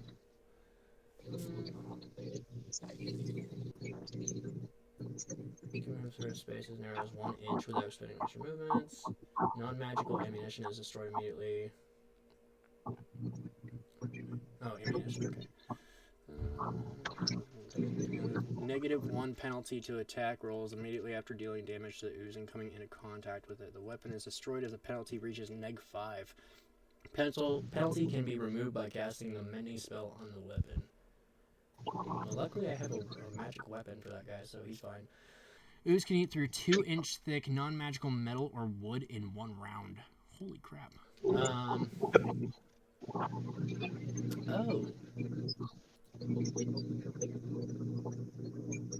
Melee attack roll +3, reach 5 feet, hit 10 acid damage. He's gonna try and do pseudopod. Let's do that. To hit. Game on dice. So he's got a d20 to hit. Okay. And he's gonna roll a d20 plus. Oh, actually, it's just a d20. Okay. Roll. He's gonna try and attack Kale. Hits 13. Kale, what is your armor class is 12. So he has 13 plus 1. What was it? Plus. So you roll the damage dice, what the attack would be, and then if there's any pluses, that would go into that roll as well. He does 16. You have an armor class of 12. So does that mean that he does 4 damage? No. So like you would roll like a d6 or a d8 or a d4 for the damage. Wait, hold on. Let me start that over. Clear. Wait, but an attack roll should be a d20 plus your like dexterity. Like for me, because I used my rapier, it should be my dexterity modifier and my proficiency modifier. Yeah, that's the roll to hit, and then you roll for your damage. Okay. So his would be a 2d8 plus 1. So he's definitely gonna hit you, and his damage is gonna be 6 damage. 2d8. Quick question: do I have to wait to make a play, or am I able to like throw a play in at any time? He does 10 damage to you. So you take 10 damage, acid damage, and you get a -1 penalty. Let's see. We're out here planning attack. Lumio's twiddling his thumbs, dude.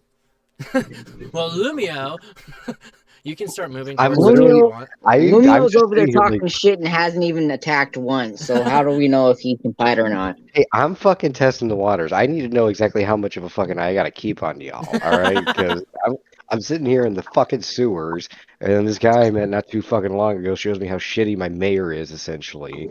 And then I find out that I gotta sit down here in the damn sewers and babysit 2 guys I haven't even met yet because I'm supposed to trust y'all. I'm a clerk. I just steal shit, bro. Oh, you know what? He needs. Also, you're probably right not to trust me, honestly.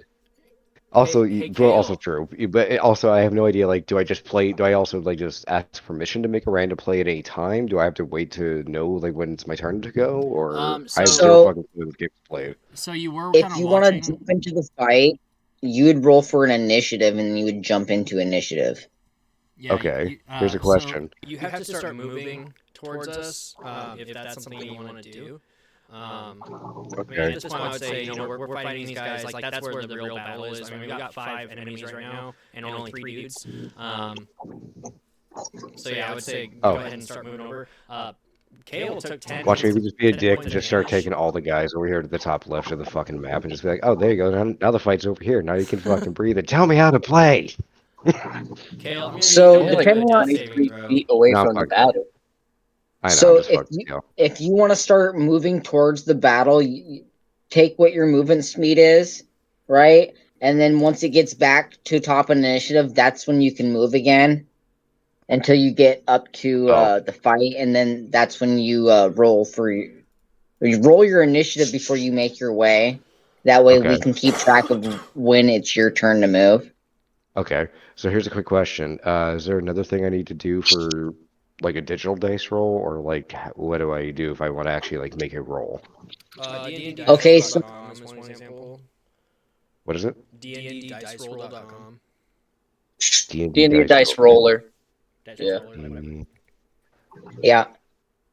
Here, I'll send it in And the then- chat for this call. I'll send it in the chat for the call. I found it. Yeah, and then Thank you. I would do one of every dice, and then get your pluses for your weapons and your stats, whatever it takes. And then when it goes to your turn, then you already have those pluses in there for whatever one you need. Okay. So let me do this. Can I do if I want to take a closer look at the fight, like take a real in-depth look at it for see if there's like some advantage, what would I do? Would that just be an insight roll or a perception roll? As far as you're trying to figure out where the best part of attack to start from. Yeah. Yeah, like if I'm trying to study it like really quick to make some type of like on the spot strategy. I mean, I would use do a perception check to see what would be the best angle of attack, and Okay. then based off of your roll, you as a character would know. Well, it'd be smarter to jump down from this ledge and attack the gray you be from the side and get an advantage roll because you're attacking from behind. Or you Okay, can, so like, for example, run up next to what's his next to my character, right? And you can attack the character that's right next to me, and because you're attacking next to me and I've made a previous attack on that character, you technically would get advantage. So you'd roll 2d20 and take the better of the two rolls. okay, so And then is you would roll for your attack. Why do we change to a D20? So if you're on that dice roller page, what you do is hit Click the where it plus says button and then click on where it says D6, for example. Go down to D20. And then if you have an initiative of 1 where it says +0, you would put the 1 there. And then right off to the right of that, it'll say roll. You would hit that roll, and it will give you your total, and it will say you rolled a 20 plus 5, so your total is 25, for an example. Okay. And then you would just tell us what that roll is, and as long as you're not like pushing your dice above what they actually are and just being honest, then it's cool. Or there's also, Okay. if you go to game, if you look at the bottom of where the map is, right, it'll say game log, and down there you can roll dice as well, and it will show everyone what you're rolling. Yeah, But I Casey, prefer the D&D dice roller. If you have the stream up, you can, well, actually not the stream up, but if you look on the bottom right, you can see there's that cube shape right next to the eye, like the icon right there, and then it has roll dice. You just click on that, and it'll show you like different types of dice you can use, and you can like add, Oh, okay. I'm gonna What dice try phase that for my next turn and see if that works better, so I'm not switching windows as much. Yeah, that's what I've been doing. Because that way I can stay, as part of like the actual game itself, and also like, Yeah. it's pretty consistent. So it tells me like, okay, to hit you have to do this, to damage, Yeah.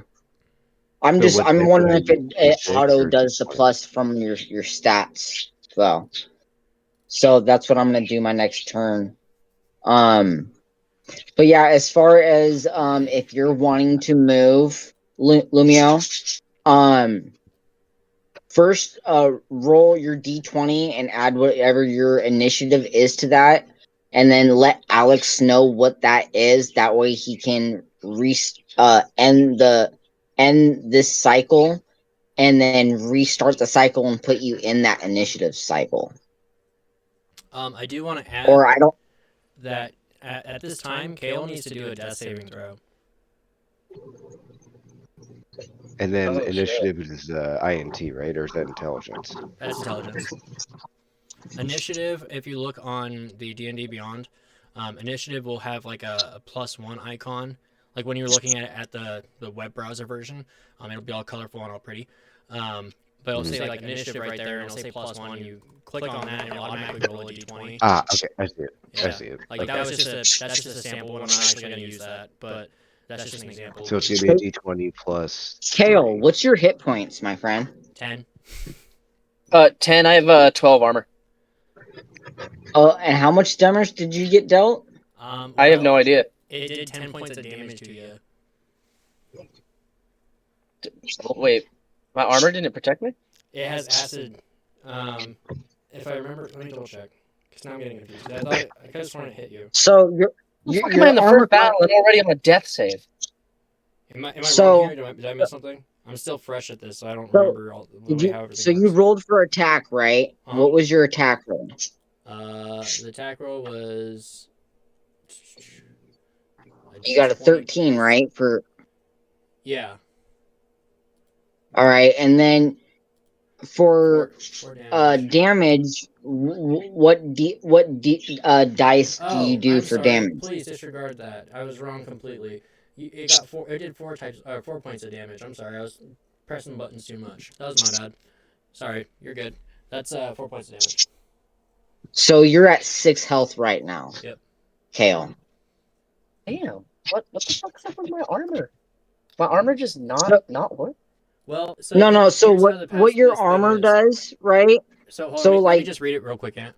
Melee attack roll is +3, so within 5 feet. And then hit is 10, so it's 2d8 plus 1 acid damage. Non-magical armor worn by the target takes a -1 penalty to the AC it offers. The armor is destroyed if the penalty reduces its AC to 10. The penalty can be removed by casting the mending spell on the armor, but it automatically takes a -1 because it's acid. Okay. Sounds good. And yeah, your armor was 12 and its attack was 13. Or its success to hit was 13. Gotcha. I think that's So how if that I want to works. roll for Yeah, So no, if I you're roll right, for- Alex. Yeah. You're right. He has 6 health right now Yep. Okay. Yep. because you did 4 damage. Yep. So on And then the next So if I is- want to roll for perception, I would do a d20 plus 3, right? Or sorry, for initiative, it would be a d20 plus 3. initiative, yes. Yeah, so basically you roll a d20 and then whatever you get from that, say you got like a 13, you just add 3 to that, that's 16. Okay, let me see what I get then. Okay, so I got I don't know how the hell that makes sense. What? I rolled a d20, and then I put a 3 on it, and then it said I got 30. Did you get a 20, what? Let me That's see. what I'm saying. It doesn't- 14 and 4, oh, because it rolled 3 d20. Oh, okay. See on the bottom left of the roll where it says 3d20? That stands for. Okay, So what you okay. do is when it comes down to d20s and stuff, you click it once, it'll have a number 1 on top of it. You click it again, you'll have 2, 3, 4, and so on. It will Yeah. just keep going, right? Well, to clear that so you Okay, don't do let me that try again that on accident, you just press the clear icon on the bottom. Oh, that's fucking terrible. I got a 5 You, in total. I rolled a 2, and I have a initiative of 3. you don't That's know fucking shit. terrible. You don't recognize anything. No, I can't see shit. At this point, I'm kind of just like going off of the sounds off in the distance. wait, were you rolling for initiative? Yeah. Oh, so was- you're I was just going you're for just at the perception, end of the but- initiative order. Yeah. Well, I mean, we still have So- 4 monsters to attack, or that are attacking. Okay. So, Yeah. let's see. He can move within 5 feet. He's going to move 2 right there. He's going to move right before that parasite, and then go next turn because he can't attack. This parasite is dead. This parasite has 2 health. Okay, so he... Come at me. Let's see. Suggested signs. The parasite casts suggestion spells requiring no spell components or using intelligence as a spell casting ability. Spell save DC 13. No, it's not. Cling, melee weapon attack, +4 to hit. Reach 5 feet. When Right, creature- bruv, I'll wet ya. Wet these. Cling, damage 13. Oh, Oh my god. Oh, wait. Oh, 2 hit. Oops. You have, You gotta do the hit first. yeah, you have to roll to hit first. Roll d20. Yeah, because he's aiming to hit Iblis. Clean and hit. That's 11. Needs. So what's your armor class? Iblis is 18. So he misses. So it misses. Completely fucking misses. Cool. I like it. Next. This guy. Parasite C. Actually, no. This is getting too claustrophobic. I'm gonna remove. Oh, god damn it. I'm going to remove Parasite A. Where's Parasite A? Are you A? I think you're A. You. There you go. Oh, thank you. Yeah. Okay, Parasite B. Or C, right? Whatever. He's Yeah. going to do Consume Life. Parasite deals 12. One creature. Oh, he's not attached to anything. So Cling, +4 to hit. Roll. 17. He also misses Iblis. Actually, wait. How are you rolling in here? What do you mean? So if you look down at the bottom of the screen where it says magnification, next to the icon there'll be a little cube, and that'll show Uh-huh. the game log, and then you can roll off of that. I just don't know Yeah. if it uses your character sheet's pluses on it. I'm gonna try that out my next roll. Yeah, add your pluses automatically. Okay, cool. Yeah. Yeah, so, I'll just use that then. So he did a 17 to hit Kale, and he's gonna attack. Oh god, Cling damage 9. Well, Kale, now's that time for that death save. He fucking attacked me, Jesus Christ. He's what right the in fuck? front of you. I mean, can you blame him? Alright. Let me Now's do the a death real. save. Now's the real death save. You roll a d20. What? Oh, that's a failed death save. That's a fucking Okay. fail. Okay, well. Well, nice knowing you. Kale, you're all right, buddy. I got you. I got you. Where is he? One fail. Oh man. Okay. So yeah, that sucks. I wasn't trying to kill you off this early in the game. What do I do to Kale's move dead. up closer again? Yeah, you can go ahead and start moving closer.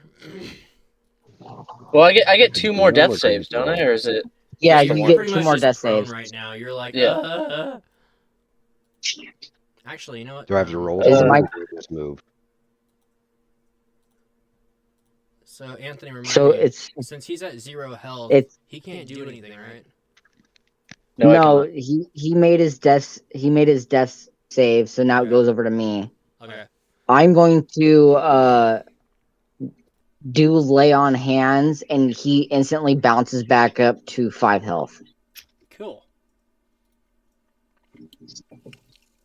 And then using that as my my bonus action, I'm going to now make my attack Mhm. on the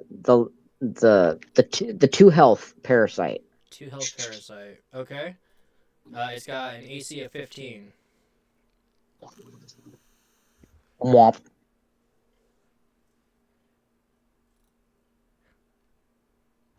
Yeah. Did you lose? It did not roll or add my bonuses. So let me go back to my previous window real quick. Yeah, go ahead and do that.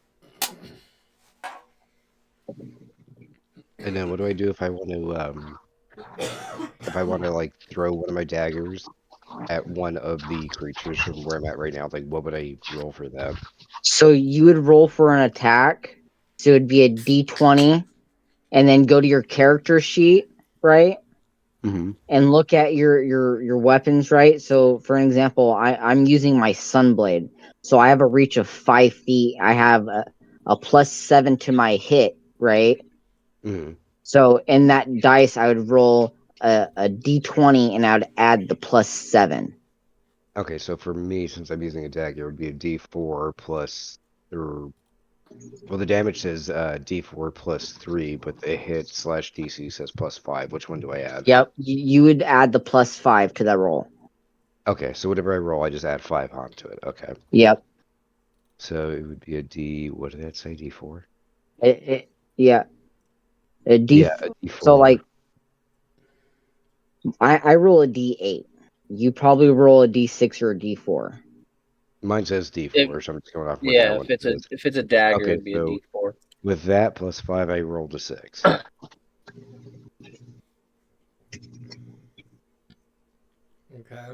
I don't know if that's good or not. So You got a natural 1. That's like I got a natural 1 on a like- D4. that's like bad. You Yeah, I failed. know No, that's no, no. bad. So I know that's so bad, but I what have you plus would 5, do? so it's a plus 6 No. then. So now it's So 6. that's your damage die, my friend. So you would roll a D20, Ooh. add your +5, right? So go to Okay, the so I would roll a D&D dice D20 for roller. this. Yeah, no, you're gonna roll a D20. Okay. So go to that dice roller, Yeah. dnddiceroller.com. Mm, Click on the dice where it says D. Go down to D20, yeah. and where it says +0, you would put a Okay. 5 there, and then And hit then I the would add a red 5. roll. Yep, it'll automatically add that 5 to your roll, Oh, okay, so and just then leave that just tell them what the roll that is. plus number to 0 then. Huh? Leave that additional number to 0 then. No, so you're rolling a D20, you get a +5 to your hit, so you put a Right. 5 there. Okay, and then I hit roll. Okay, I just want to make Yeah. sure. Okay, so altogether I got a 12. So what's the I armor rolled a class 7. of what you're hitting? Let me see. Where was I sitting So are you again? trying to hit the parasite or the gray ooze? I'm trying to hit the gray ooze to give Kale, and it's kind of hard to read because all the names are piled on top of each other. Whoever's in front of Satanas. Oh, that would be Kale's in front, and then the one right next to me would be Pax. Okay, so Yeah. I'm trying to get rid of the gray ooze A to give Kale and Pax a little bit of breathing room so they can turn around and give Okay, so Satanas some technically you're attacking with advantage because I'm already in combat with that creature. So Exactly, yeah. I'm trying to just I'm so pretty much going into like so support roll attack right now, or so support offense. on that dice roller, right? Yeah. So before the D20, it'll say 1, right? Right. Go ahead and hit 2 on that, so you're rolling 2d20, and then Okay. you'll have your +5, and then hit roll, right? Okay. And then Now tell me what that roll is. on that one, I had a grand total of 10. I rolled a 2, a 3, and then my +5 made it to 10. Okay. So what's the armor class of that gray ooze? Good question. Let me look. Alex? Sorry, what? I was reading. What's the armor class of gray ooze A? 9. So so I you broke land a armor. successful attack. So now what you go to your hit the plus icon underneath the D20, right? Okay. And then click on the D6 and select the D4, right? Okay. And then you go over to your character sheet, right? Right. And then it'll say 1d8 and it'll say some other stuff. If it says like damage 1d8 plus 5, right? So So you mine would is, put, because I have daggers, mine is 1d4 plus 3. yep, so go to that dice roller where the d4, and where it Okay. says 0, add a 3 to that, Okay. and then Do roll. 3. Okay. And I have 2 of them on me, so do I leave it as 1d4 or 2d4s? I'm Does only it going to use say, one right now. So I'm only going to use one of them right now. So do I leave it as just a 1d4? so it'll say 1d8 or 2d8. What does it say there?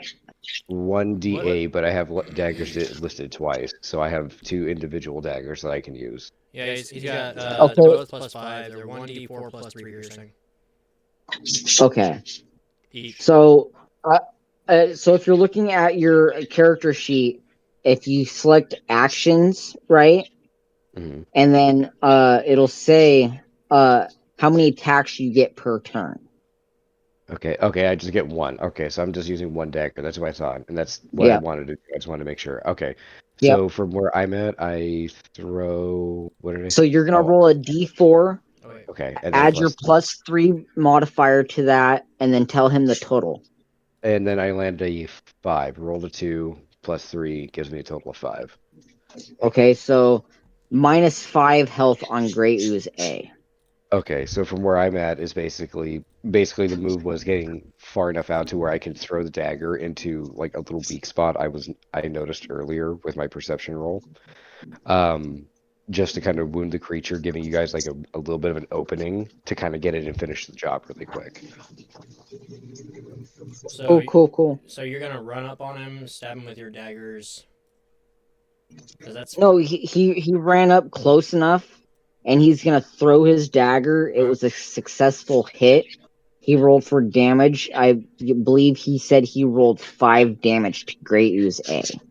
5 total to Gray Ooze A. okay. Yes. Yeah, I Because give the it the 5 perception roll damage. I was earlier just was double checking because it's 15 feet away. Just making sure I understood the whole yes. thing. No, you're good. Yep. I noticed with my perception check earlier, again, I'm still trying to learn how this works, but the perception check earlier was to notice like a little weak spot, and I noticed that the gray oozes are limp a little bit on their back legs. So with my dagger throw, it was towards its back right leg to kind of hinder it and give it like a little bit of a crutch.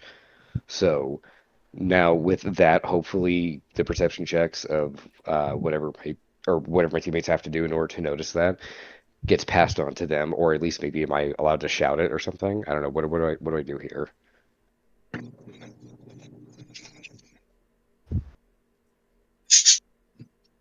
I think we can roll perception to see if we notice it. Okay, let's do that. If you know that I can make an insight roll and then just like shout it out.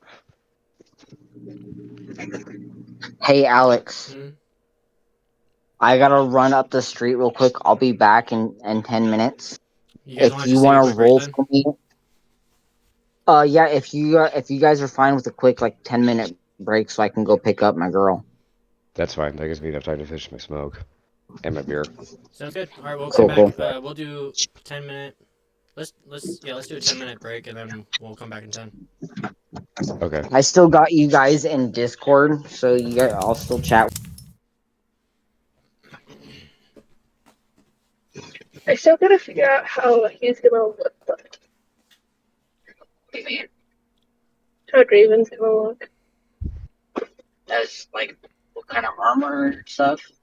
No, as it you've seen it on my computer on how I have him look right now. Kind of. Are you talking about how you want your character model to look like? Yeah. Oh, okay. That's why I'm gonna fuck with the colors probably. Okay. You don't fuck with shit. Okay, buddy. Oh fuck, she All right, I is. just pulled up, y'all. Okay. Whose action is it? It's gonna be Pax's. Okay. Yeah, I pretty much made like a life-saving throw. You're welcome. Oh, yeah, I bet you know what that feels like. And from this distance, I do. I didn't just almost fucking die or anything. No. See, actually, I can give you a pro tip. It was Don't do that. just a death stare. No, Casey got me. Brother, I'll show Huh? you a pro tip. Who?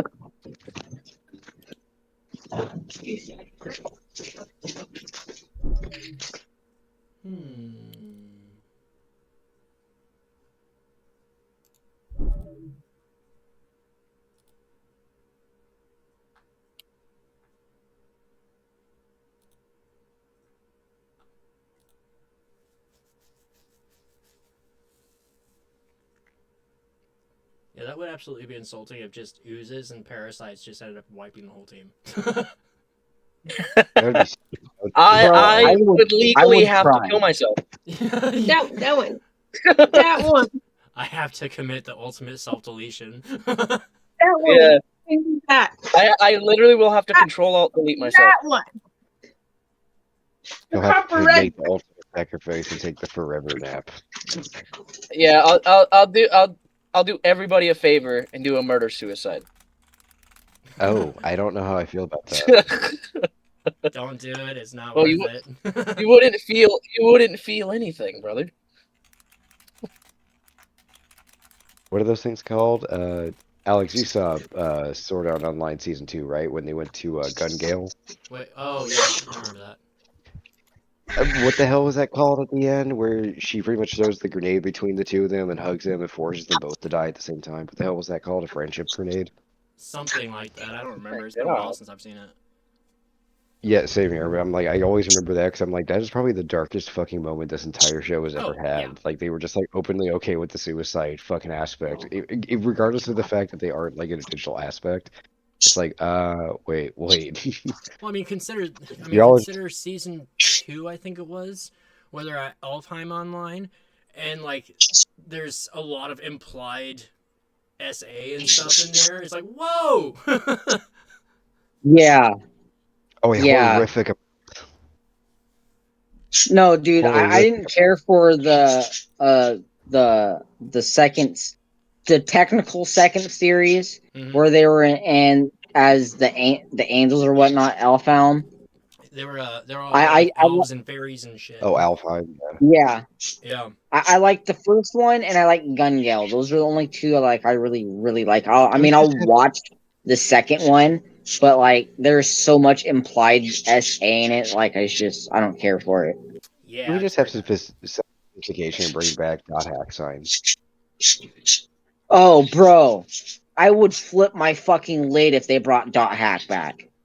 Dude, dot hack was the shit. They even made like the best fucking games. The games were pretty good, I'm not gonna lie. The games were fucking dope, and I was kind of shocked because I was not a fan of like the open world fantasy RPG, but like that one and Phantasy Star Online were like the two that changed my mind. Brother, Phantasy Star Online is the fucking shit. Dude, Phantasy Star Online was my fucking jam back on the GameCube. I actually have that. Oh yeah, dog. I played on the Dreamcast. Yep. I played it on PC. Dude, Dreamcast. I don't care what anybody says. Dreamcast, in my opinion, is probably like the most superior console in as far as like memory goes. Dude, they made so much shit for it. I had a train simulator on it. It came with the whole ass like fucking setup for it, dude. Oh, dude, like, me and my brother, Chow Garden all day on fucking Sonic the Hedgehog. We had like multiple fucking memory cards for that shit just so we can get to the fucking Hell and Heaven Gardens faster. That version the plastic wings with the red tip. The only game I remember from the Dreamcast was Time Crisis. Yeah. Dude, Time Crisis was the shit. That was a legit game. Like the action sequences you had to do, like that was ahead of its time, man. There's a new updated version of it. I'm not the biggest fan of it. It's okay, but I like the original. It's called like I think it's called like Jet Set Feature, but the original one it was called Jet Set Radio. Oh yep. Jet Set Radio, dude. Jet Set Radio was the shit. Yeah, I played that on 360. Radio was ahead of its time. I played that on 360. It really fucking was. Like it was such an underrated title. Did you ever play the Sega All-Stars Tennis where you could like play the characters from Jet Set Radio and like Sonic and shit, and it was just tennis, and they had like a whole ass zombie map and shit? I did not get a chance to play it. I saw the demos and stuff, but I did not play it. Dog, it was the best. Oh, I bet. I like that. It's those little simple ideas that they need to bring back to gaming, straight up. And I You think know that's what they they're brought. trying to do in the You race know they right made now. an anime off of Jet Set Radio. It's called Air Gear. Oh God, Air I was pups. afraid of that. Yeah, I No, remember. Air Gear. I remember when that fucking show came out. Yeah, that was basically based off the game Jet Set Radio. Mm-hmm. Oh, Damn. you know what? I do remember that. It was awful. Yeah, it was. It had potential, man, but oh Yeah, dear it God, it over had potential, sexualization but it was was like really way too corny. fucking much. Yeah, those games, those TV shows that were based off of them were not great. Y'all ever watch the Viva Pinata TV show? No, Viva Pinata. I absolutely Viva- refuse. It wasn't bad. I watched it when I was like a kid. It wasn't bad, Oh man, but the you're making game me was feel still old. far superior. Making me feel old, my friend. No, So, I remember so, Conker's Bad so, Fur Day. sir, I have some good news and I have some bad news. What do you want to hear first? Give me the bad. To the bad. The bad news. The bad news is I think that character is gonna die, or that parasite's gonna die. Parasite? Bad Good news for news is it. the parasite. Oh, why is that the bad news? Well, because I hit it and it's gonna die. Oh. Yeah, why Oh would that be no, a my bad? heart weeps. For the poor parasite. Oh, woe's me. I hit the parasite for 26. It's Oh. I hit Fuck above that its armor. parasite. It tried to crawl up my pee hole. Parasite. So you actually did hit 26, you said? Yeah, I hit it for 26 to its armor class. Yeah, it's dead. God damn, Anthony, save some ass for the rest of us, dude. And now I'm going to roll for damage. And damage is Oh shit, I accidentally So moved really it. quick, just so I Oops. know who's who. Who is fighting the damage parasite? is 12. So that parasite's gonzo. Yeah, it's dead. Pax is fighting the parasite. Okay, and who's fighting Great Ooze? That Like- would be. I'm currently next to it. Yeah, it tried to What- jump on next- What did Anthony. he attack? Parasite A or Parasite? What is that? B? He hit A. I'm next to Okay. Great Ooze A. Wait, what? And as my bonus action, Kale,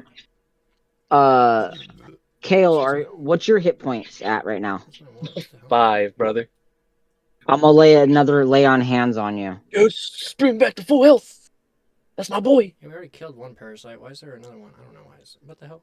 What the hell? The So Raven Queen did good guiding me to you, man. two parasites are down. One parasite I believe hasn't been hit. No, it has. Great It's just a Ooze. fucking. Great Ooze A has Don't Two worry, hit I'm gonna hit him this points left. time. There we go. and Great Ooze B I believe is still at full health. One has 2 health. One has 12. Yeah. Don't worry, I won't let you guys down this time. I won't miss. You fucking That better ends not. my turn. It's Now now we have one Kale's. attacker. All right, Kale, your turn. What are you gonna do? I am going to start with my bonus action. Okay. Go for the I'm weaker I'm prey. going to use the blessing of the Raven Queen, and I'm going to teleport 2 feet behind this parasite, Okay. which will then Yeah. allow me. Are you gonna backstab it? I will. Yes. Yeah. I'm gonna hit it with the back shot. Ooh, baby. I'm going to roll. I'm going to roll for hit, which is a +4. Okay. So D20 Oh, I plus have to 4. set it up here. Yeah, D20 +4, 19. Oh. So 19 hits. So Okay. then you take your dagger plus your dagger proficiency. Nope. I'm going to use my rapier. What's my dex? My dex is 2, so I'm going to use a D8 +2, and then I'm going to use a sneak attack because I'm flanking him. So what you do is look at your I had rapier. Yeah. Yeah. So it'll say 1d8 plus whatever. Add that plus whatever to your d8. And then roll. Yeah, 1d8 +2. And then I'm using a sneak attack, so it'll be 1d6. It'll add an extra d6 too. So Yeah. Roll your So 1d8 D8 and plus then 5. 1d6. Yep. Yep. 1d8 And plus 5. 8, and then roll a d6. 9. Total of 9. Yeah, it's completely fucking So- wiped out. Hell yeah. Hell yeah. I told you I wouldn't let you down. You My failed guy me came for one through. too Small many guy. times, damn it, Whisper Steel. You better make it up. He I'll trembled. never miss again. I'll never miss again. My one attack is going to be teleport behind him and stab him in the butt. My one attack. The one throw that missed his shot, he deeply traumatized, so he had to make up for it with his rapier. It's like, I you know know. what? Let's just fucking do it. I locked Okay. in, boys. So I have one more. I have one more dagger. What would I need to do to make one more throw? To make one more attack? Well, you have to wait You'll until have it's to your wait turn for your first. initiative. God. Well, hurry the fuck up. Let's see. So the distance between Iblis and the ooze is This 5 shit's slower than feet. chat. Each is gonna do. Let's go ahead and do just a normal attack. Let's do that. Okay, 4, 7 damage. All right. So this ooze rock me off. Right here. 7 hits of damage. So 7. Did you hit B or A? What? Oh, the one Are that's you on the top. attacking B? B. Okay. I don't want Iblis to just like completely take out all the guys for you. All right, now Lumio, now it's your turn. What you gonna do? All right. So what's the health status of B? B has 5 health and A has 2. Okay. Can I make a? No. Sorry, go ahead. You know what, you piece of shit. Let me tell you something right here, motherfucker. Valid crash out.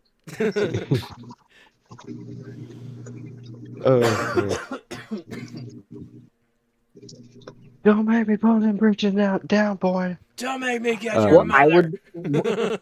what I would do, Lumio, is I would run up behind me and use your other dagger to attack with advantage. On Grey Ooze A. I mean, I could do that, or I can kiss men, and I'm not gonna do either of those things. Or Okay, so you can run. No, what I want to do is actually take a really I want to make one more fucking I want to make one more perception check. I want to take a closer look at B since it has a bigger health status really quick. Actually, no, wait.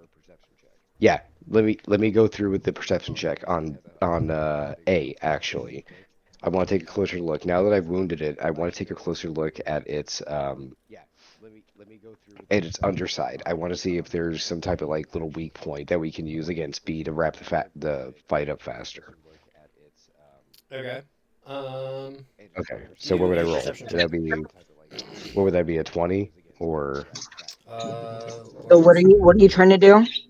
He's trying to I'm see if there's basically like any secrets to its weakness. Yeah, something to So make that would be a perception, okay. and then that would be a D20. So click on your D20 or add a new dice and turn it to a D20, and then add your perception modifier. So look at your skill list. Plus Go 4. down All right. to insight, and then add that to your D20, and then roll that until the total. All right, so I got an 8 plus 4. That makes it 12. Oh, wow. Makes it what? I got He a rolled a 12. 12 for insight. Yeah, I rolled an 8 and then plus 4. My modifier gives me 12 in total. Okay, so you see. So Let me see. is there any visible weaknesses to the oozes? Or any advantage between the two we could use at this moment specifically. I'm looking at the statistics real quick of it. It is resistant to cold, fire, and acid. It is immune to being blinded, What charmed, about him? deafened, exhausted, frightened, grappled, prone, or restrained. Oh, Okay. okay. So no weaknesses. We basically just have to beat the fuck out of it. Pretty much. Yep. Okay, fucking lovely. All right, fair enough. So I'm gonna make an attack roll. 7094. I'm gonna target Ooze B specifically, mainly because Ooze A is like pretty much on the verge of death. It's 2 hit points, and if we just split our attentions up, like the innocent hands against me and I probably know. I like Kale and Pax against A really quick, we can wrap this up like literally right this phase. Okay. So go ahead Okay, and so roll the attack. all right, and that's gonna be a D20 again, right? Yeah, a D20 plus whatever your weapon proficiency is. Okay, so that's gonna be a D20 plus 5. Yep. Yeah, I'm gonna talk. And then you're rolling with you're damaging with your dagger, right? Yeah, just one, because I already threw the first one, Yep. and it's over there by Ooze playing A, in so that. I need to actually move up soon so I can retrieve it. Yeah. Oh shit! Okay, I landed yeah. I landed a killing shot. I'm not joking. Yeah. I landed a killing shot. So I landed a fucking natural 20 Oh! plus 5, so I got a 25. All right, you got a 20. So Yeah. what you're gonna do is instead of rolling 1d4, you're gonna roll Oh wait, no. 2d4. Wait, hold Yeah. on. I misread that. I'm Like, sorry. can you I tell me rolled a a thing in my 15 bag? plus I'll 5 just for talk a to you. total I of don't want to 20. think of it. Sorry. I was gonna Okay. say, I was like, So you yeah, rolled a just 20. I was like, all right, how the fuck do you want to do this shit? Let's break it down. In how many So- ways would Yeah, you ready like to to get the blow fucking that thing up? spreadsheet out, man. Right? Yeah. And how many ways do you want to just fucking slice and dice this motherfucker? It's fucking ooze. You Turn it just into give me jello. You just see me open up one of those 1940s like old school like file cabinets that's like 9 feet long, and I just start sifting through like all my folders. He's like, let's see, I want to do this way. In This that way. moment, Lumio pulled a grenade out of his prison pocket and just threw it.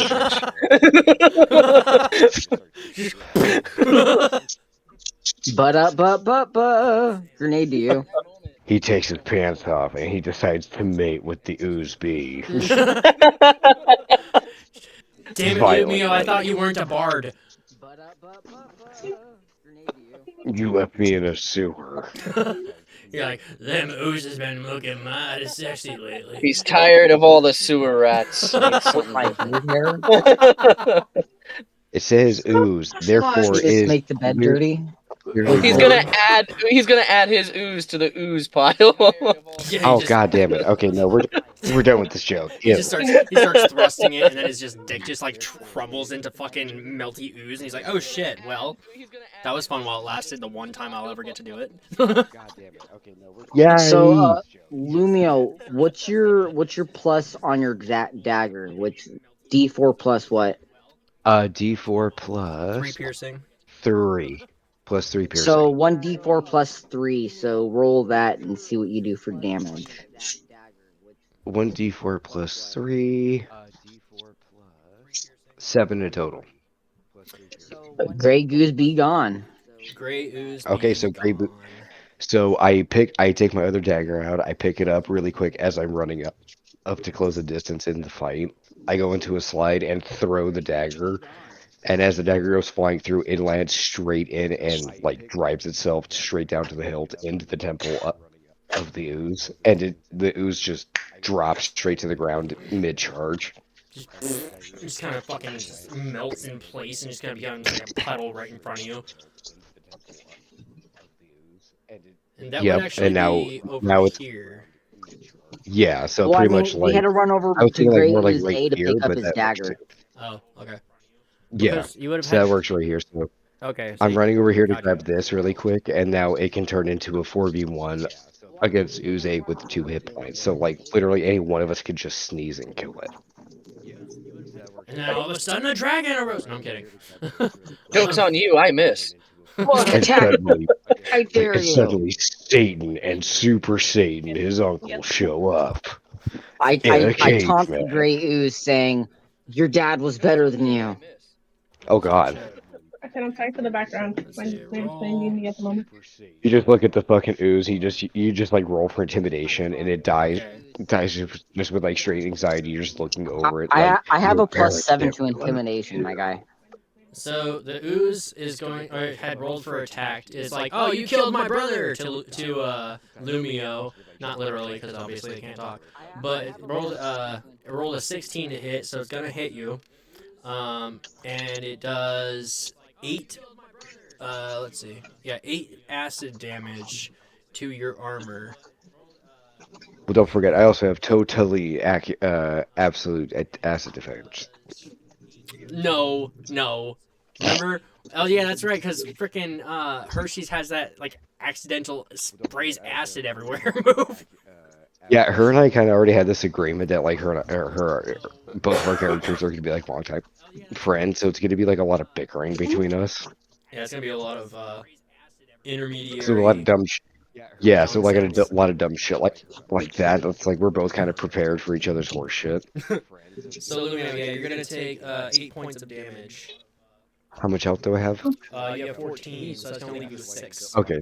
So Okay, if pretty that was much like acid damage, he would take half of that because he's immune to No, acid. that was a I guess joke. I'm only He's not no, actually no, immune to that was a acid. joke. No, yeah. I don't have any type of defense. I Oh. was just being I was just being a douchebag one night. No, it was based off of a joke because I'm in contact with, one I'm of in contact Hershey's with things, Rossi. I I'm can't in remember what it was, contact with. but basically she I'm not has really this problem where every but- once in a while she'll like accidentally spray acid everywhere, and it's like, oh, well that's great.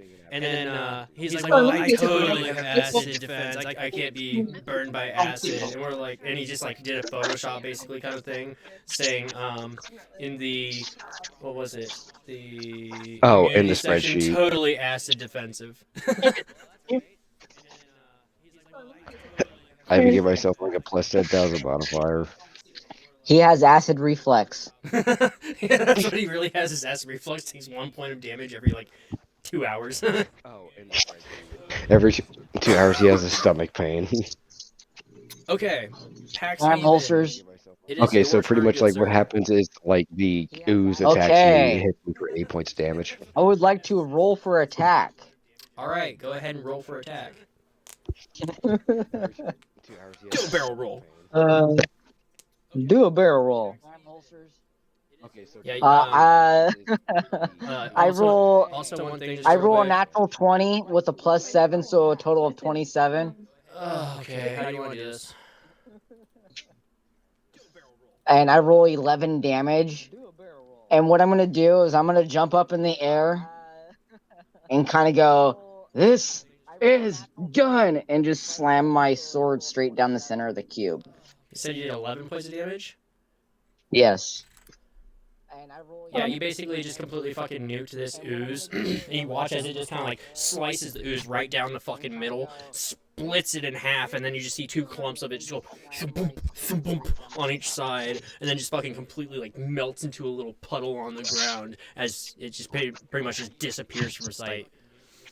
Alrighty, we have ended the battle phase. Alright.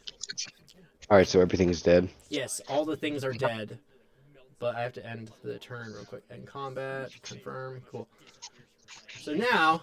Lumio like walks over and picks up his fucking dagger as he looks over at Kale, just like shaking his head, wondering like what went wrong with his first dagger, with his first sword throw. He's like, what the fuck was that? Iblis is just like sitting there, like arms crossed and just shaking his head going, did I make the wrong call here? Just saying, no damage taken. I teleported too quick back up in the city, and I dropped my glasses. Okay, I have a stomach ache. My foot hurts. All right, leave me alone. The smell is rancid and throwing me off. My hair was in my eyes. Can I make an investigation check to see if anything valuable was dropped? Go for it. I have a stomach ache. My foot hurts. All right, leave me alone. I rolled a 13. You find that there is absolutely nothing left behind. The ooze is made of acid. My hair was It would have completely disappeared. There is nothing left behind. What a dumbass. What about the parasite? What about the parasites? The parasites didn't have any like gold or copper on them? Bro, the parasites Nothing are like valuable? the size of a fucking like they're no bigger than like a centipede. You think they're gonna be? I Oh. literally carrying told cold? you one crawled up my pee hole. Ain't no way it's carrying something. Ew. They're not carrying shit. I don't want to play with Probably them carrying anymore. disease. They're carrying disease and like I don't know if the only sewer catching up, AIDS. but I don't have priority like Rossi and what them do. Okay, so we defeated these disgusting creatures, and as we've defeated these creatures, Iblis just looks at you all and goes, "I wasn't expecting that, but here we are." Why did I not do that? And then we go ahead and continue to move forward towards the exit, which is towards the bottom of the page. If anyone needs to know where that is. We know. So while we're walking through, we hope that there's no other encounters. Don't worry, there isn't. And then we traverse our way all the way through to the end. Along the way, Lumio stops and investigates a couple of the crystals off the beaten path, wondering if there's like some additional property. So I want to make a throw roll to investigate and harvest a couple of the crystals for future research. So you want to try and harvest some of the light crystals? Yes, you're off to my right as we're going off over the path. Lumio slowly dragging behind as everyone is walking off, taking a deeper interest into the crystals around us. So we find a small cluster of about 7 or so, and he tries to harvest as many as he can. When you're not talking, can you mute your mic? Because we can hear Riley over Casey.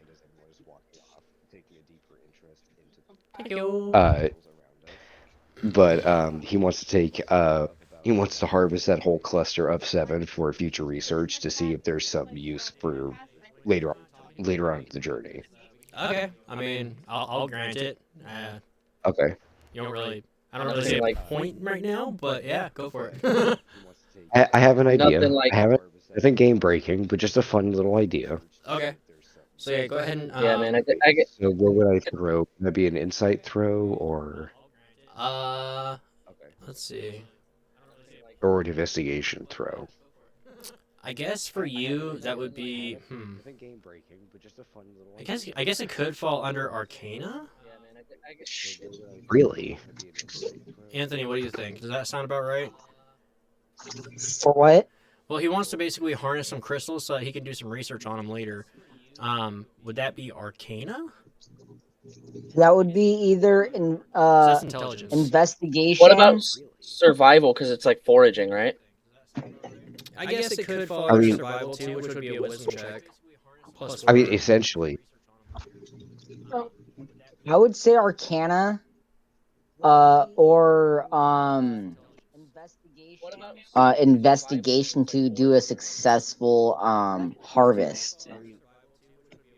Okay. Well, I'm gonna go for an would be more investigation. like learning, I guess, as to where Arcana. That'd be more like using the items.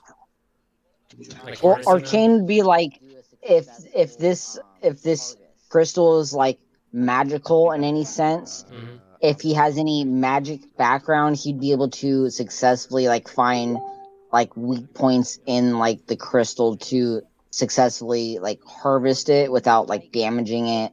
And then investigation would be like, what can I do to successfully break a piece off of this without like breaking a tool or breaking the crystal and shattering it into a million pieces. No, I'm gonna ask. You don't have a pickaxe or anything, do you? Let me see. Me? No. Or a chisel. Forgery kit, no, but I'm that's for, like, gonna be using one.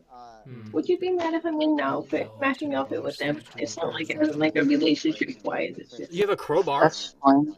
Fine, just I can use a crowbar. Yeah, I suppose you could use a crowbar to try and break it off. Okay. So I'm gonna try that. So I'll grant it. Go for that Sorry, I had to do what would this. that be? A survival then? along the way, as we're traveling through this sewer system, Sewage. can I make an investigation while we're walking along to see if I can find anything valuable or anything that I can pawn off later for a bit of coin? Yeah, go for it. Do a perception Damn, my or top face is let's red see. right there.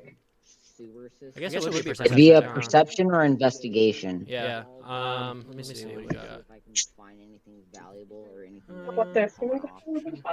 Perception's a +1 wisdom, and A little bit. investigation's a What would +2 I- intelligence. Matching outfits. So I'm gonna use perception because I'm just gonna kind of passively look as I'm walking. Investigation would be like I'm thoroughly like searching everything as I'm going. Yeah. So it's only gonna be a +1. Yeah, you find that And- as you're. Well, okay, so are you already rolling, or did you? I'm rolling right now, and it's a 13. Okay. So how would I figure out what type of dice to throw for my action? So you can either There's do some math in Arcana the or you can female one do too, but- let's go investigation. And you would Yeah, but use a like- D20, and then A you just D20. add your proficiency. Okay, thank you. For investigation. Yeah, so go to your character sheet, go down to your skill, look at investigation, and it will say like a +2 or +5, right? Add that Okay. +2 to your D20 roll, and that will be your total. Okay, so I rolled a 13 in total. So go to your character sheet, go down to your skill. Yeah, because I don't want it to be mean. Investigation, and it will say like a +2. Sorry, I had to go pick up my dagger. I'm watching that. I'm like, thinking what are about you doing? I would have left that shit. It's I already didn't been think eaten it away would. by acid. It's fine. It's garbage now. Sorry, I had to go pick up my dagger. So, did I find anything worth anything walking through? You found like 3 God, copper. these nuts. Just kidding. What? Oh, And then Lumio rolled a 13 for his harvest check. Did he pass his check? He said 13. It's usually typically a 13 or higher is a pass, isn't it? Typically. Depending on the difficulty settings, if it's like normal difficulty, it'd be like a 10. If it's kind of difficult, it'd be like a 12 or 14. If it's like really difficult, it's like it's a 15 to 20. If it's extremely difficult, it'd be like a 20 to 25. Impossible would be you'd need a 30 to do it. Imagine needing a nat 20 to pick up a fucking penny. Right. He's just like Oh my stuck God. to the ground so hard because it's like got grime and No, it ooze and is. fucking like bubble gum and shit that's been sitting there for like 20 years. It's just stuck. It's to the ground. not It's really a like, penny. It's trying to pull it Superman's off. key to the layer. It's the Oh, weight it's of a just sun. It's just like that fucking episode of Ed and I like that Eddie one. where like Ed and Eddie find the fucking quarter on the ground and no one can pry it off the ground at the very end. Johnny It's 2 like by they 4 pull comes by the ripped urethane up that and bitch just being there. held the entire time by like fucking the gum of Thor. It's like only he who is worthy may chew and pry the fucking gum off of the sidewalk and rechew. Oh shit. I'm gonna go to the gas station. I need gas. Did he get the crystal? I like the sound of Yeah, your I'm gonna door. say you got let's say, you use the crowbar and you're just kind of chiseling away at the sides of the crystals, and as you chisel away at it, one chunk about I'd say the size of a baseball pops off in your hand. Did he get the crystal? Damn. Okay, I'll take it. Because I don't think I can make a saving throw for an additional one, but I'll take that. Okay. So everybody good Yeah. with the area? Lumio's just like, or not Lumio, sorry. Iblis is just like, come, we must go. We still have time. We have to get to the city. We have to go. Tell everybody, let's get moving. All right.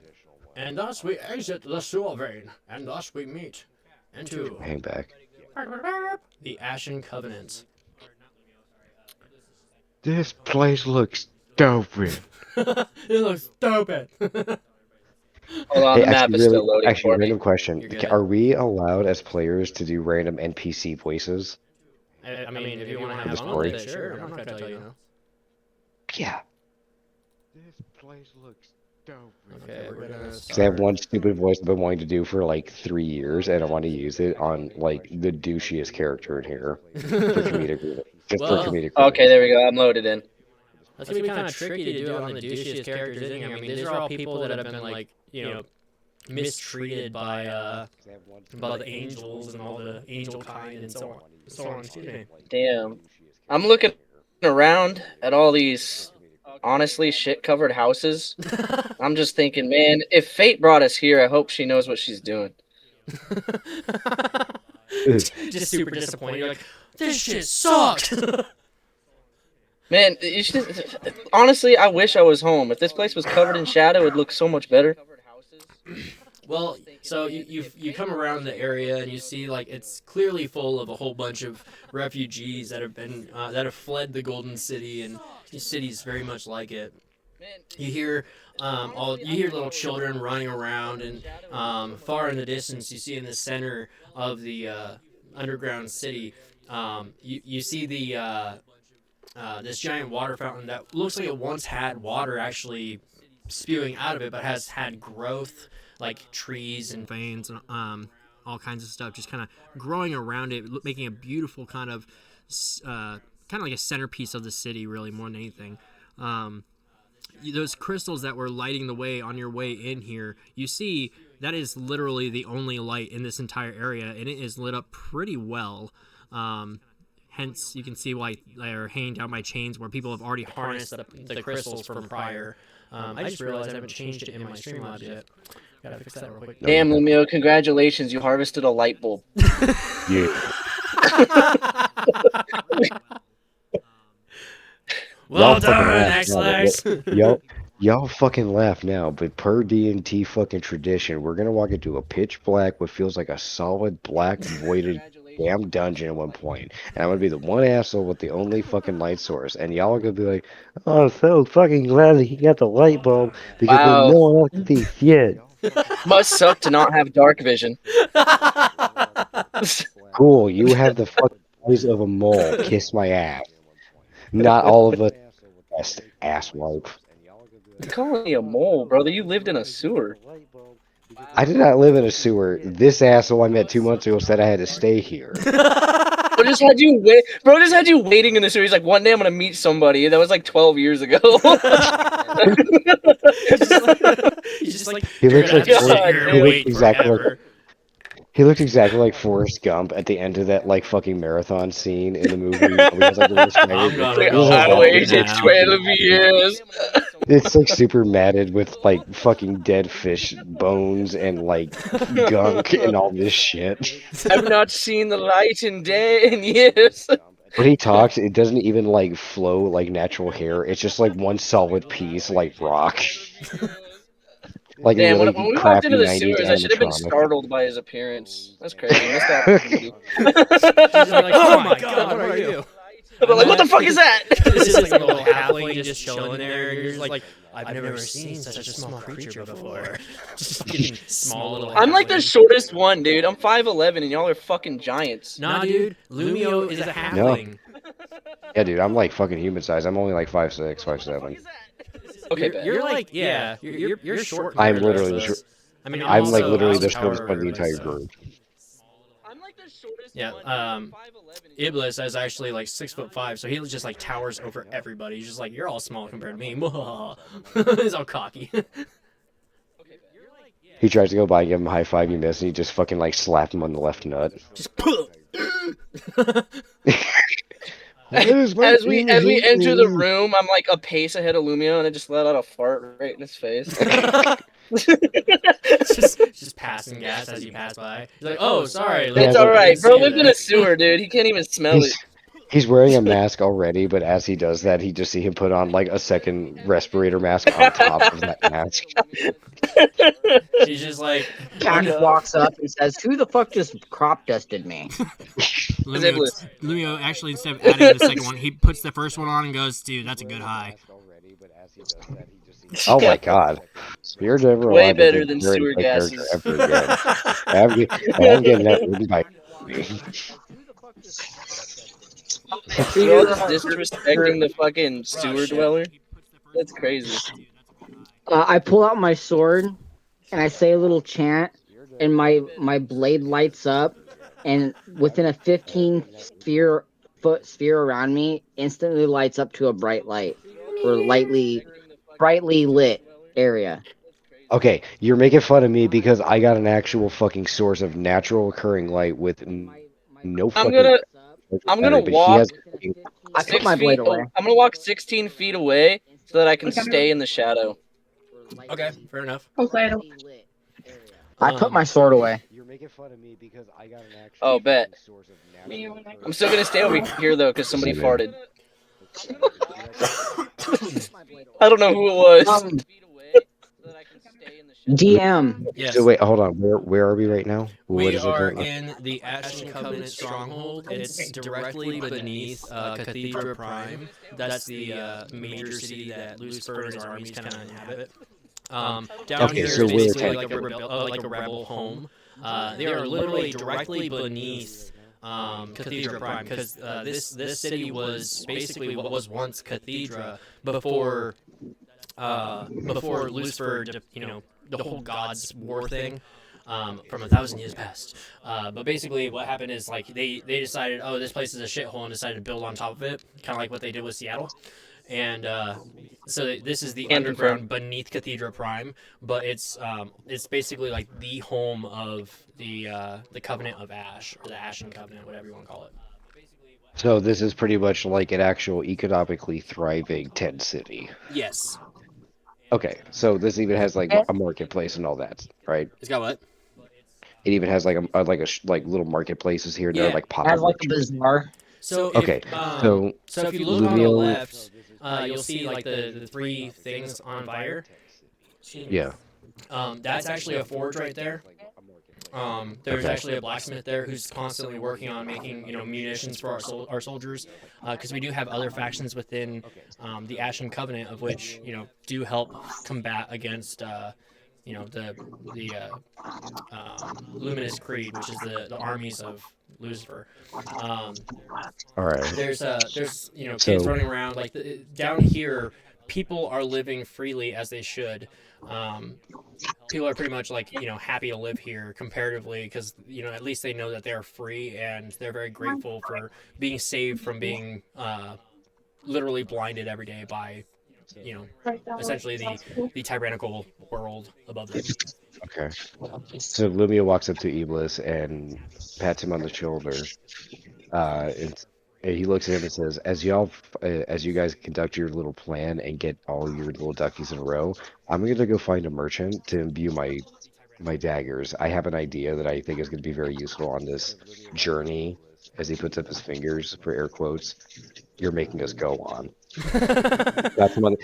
He pats him on the shoulder as he starts to just march off into the crowd, going off to the left towards the blacksmith to get an idea for like a magical type of like cleric based blacksmith where he can get runes put onto his daggers. I'm not sure exactly what you're planning to trade if I'm looking at your equipment, but you don't have any gold or any money.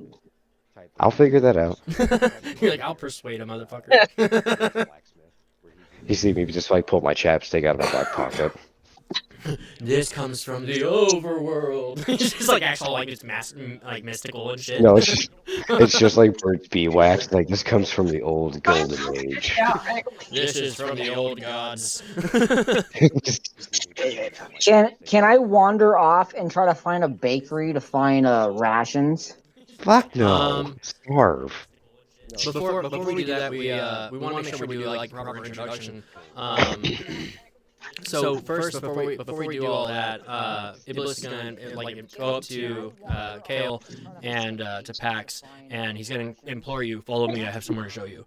Lumio's already been here before. Lumio's already been through the whole thing. He already gets the whole shebang of the story. But we're going to end up moving our characters further forward, and as we go, you guys just see all these kids and all these families and all these people. Some who have like scorch marks on their faces, some who have missing limbs. But generally, even with those shortcomings, they're still actually quite happy, and you see that people are quite grateful to actually be in this city. Great. and they actually look well rested. Another mysterious walk, man. Another mysterious walk into some dark place with a guy who says, "Trust me, man." Yeah, that ended real well last time. Let's go. Let's go.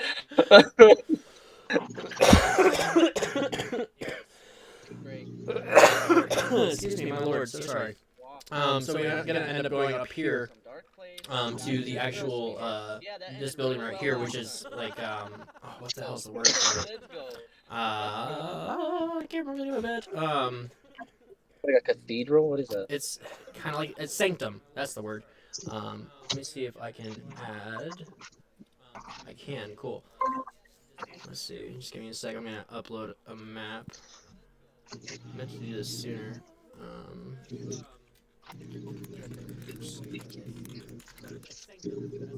1 second to upload this.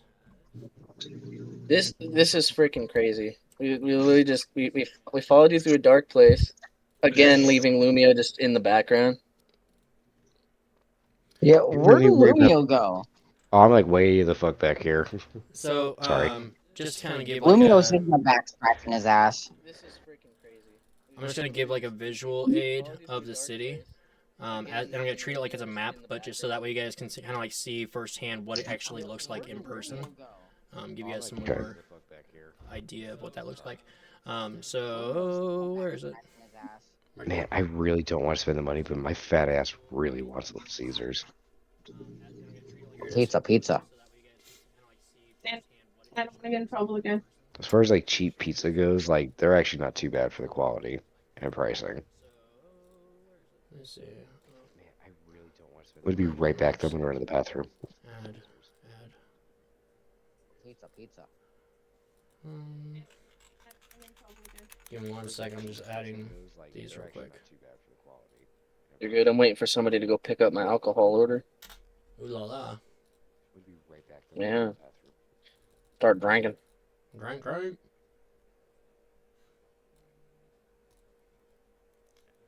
then I'm just uploading a couple pictures, kind of show you like what the area looks like first person. Where are you uploading them? In To the Discord? maps. Okay. To the actual maps in the D&D Beyond. Central. Okay, where do I find them? I'll pop it up in a second. Okay. That way you can all see it on D&D Beyond.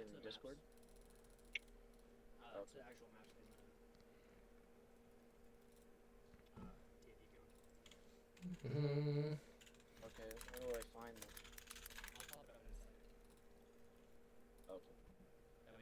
Actually. Yeah, this one.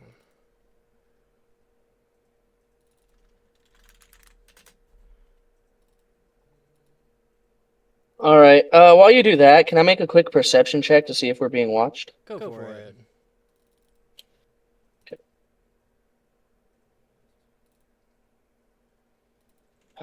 Perception. +5, so D20 +5. All right. While you do that, can I make a quick perception check to see if we're being watched? All right. I just rolled a 12. You see that it appears like nobody really cares that you're there. It's like they can't be bothered. It's not that they are, rude or anything. It's just that they're like, anyone who comes down here has to know how it is down here. But everything's generally pretty peaceful, for the most part. Every once in a while you may see some rebellion guards that are basically like, walking through and just keeping an eye on the place. But overall, no one seems to really have a problem with your presence. The only thing is that every once in a while someone will look at Pax and they'll see and note his wings and they're like, oh, look at the black wings. Kids are kind of running up to him and seeing his wings and be like, oh, are you an angel? And they're just all more excited than they are scared. But overall, no one seems to have any form of like ill will or ill intent towards the party. Okay. How near is the closest guard?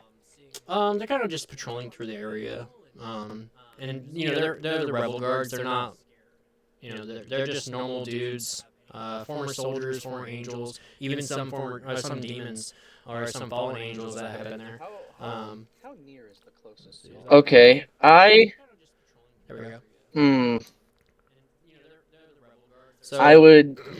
That's something I want to do. That's why I want to know how close. Like, what if there's one close to me, like within 30 feet? Yeah. So do you guys see the map now that just populated? I see it. Cool. So this is like the first person the view that you guys are all seeing of the city. Like you can see houses built out of like residual materials. You know, they're not the prettiest, but they're, you know, they're functional. And then you can see like all the And those are some illumination of all ugly the... children. Huh? I see it. Those are some ugly children. There's some ugly kids. Fuck them kids. But yeah, so you're seeing this giant illuminated area, and you're just seeing like, you know, cobblestone pathways of which people, you know, when they're just walking over it and just treating it like it's home, you know. Guards, there aren't necessarily too many. In this city, people have a pretty good word of mouth when something is wrong. That, you know, they usually are pretty quick to respond just because of how on edge they have been in the past. So they have had a history of being, you know, formerly oppressed. So they do have that. If something's off, they'll do something, like they'll tell somebody. But they're not, you know, typically the guards are not like hardcore authoritarian as they were in the city above. Well, you notice nobody's paying attention to us. So I want to know how close the guard is before I reveal my next action. Like, what's the is? I just need to know: is there a guard within 30 feet of me? I'd say yeah. There's a pair of guards just kind of talking and walking about, let's say, 15 feet behind you. Like they just passed you and are walking like facing behind you about 15 feet. Okay. Can I use my Blessing of the Raven Queen to teleport behind one of them and do a stealth roll to pluck a feather from one of their wings?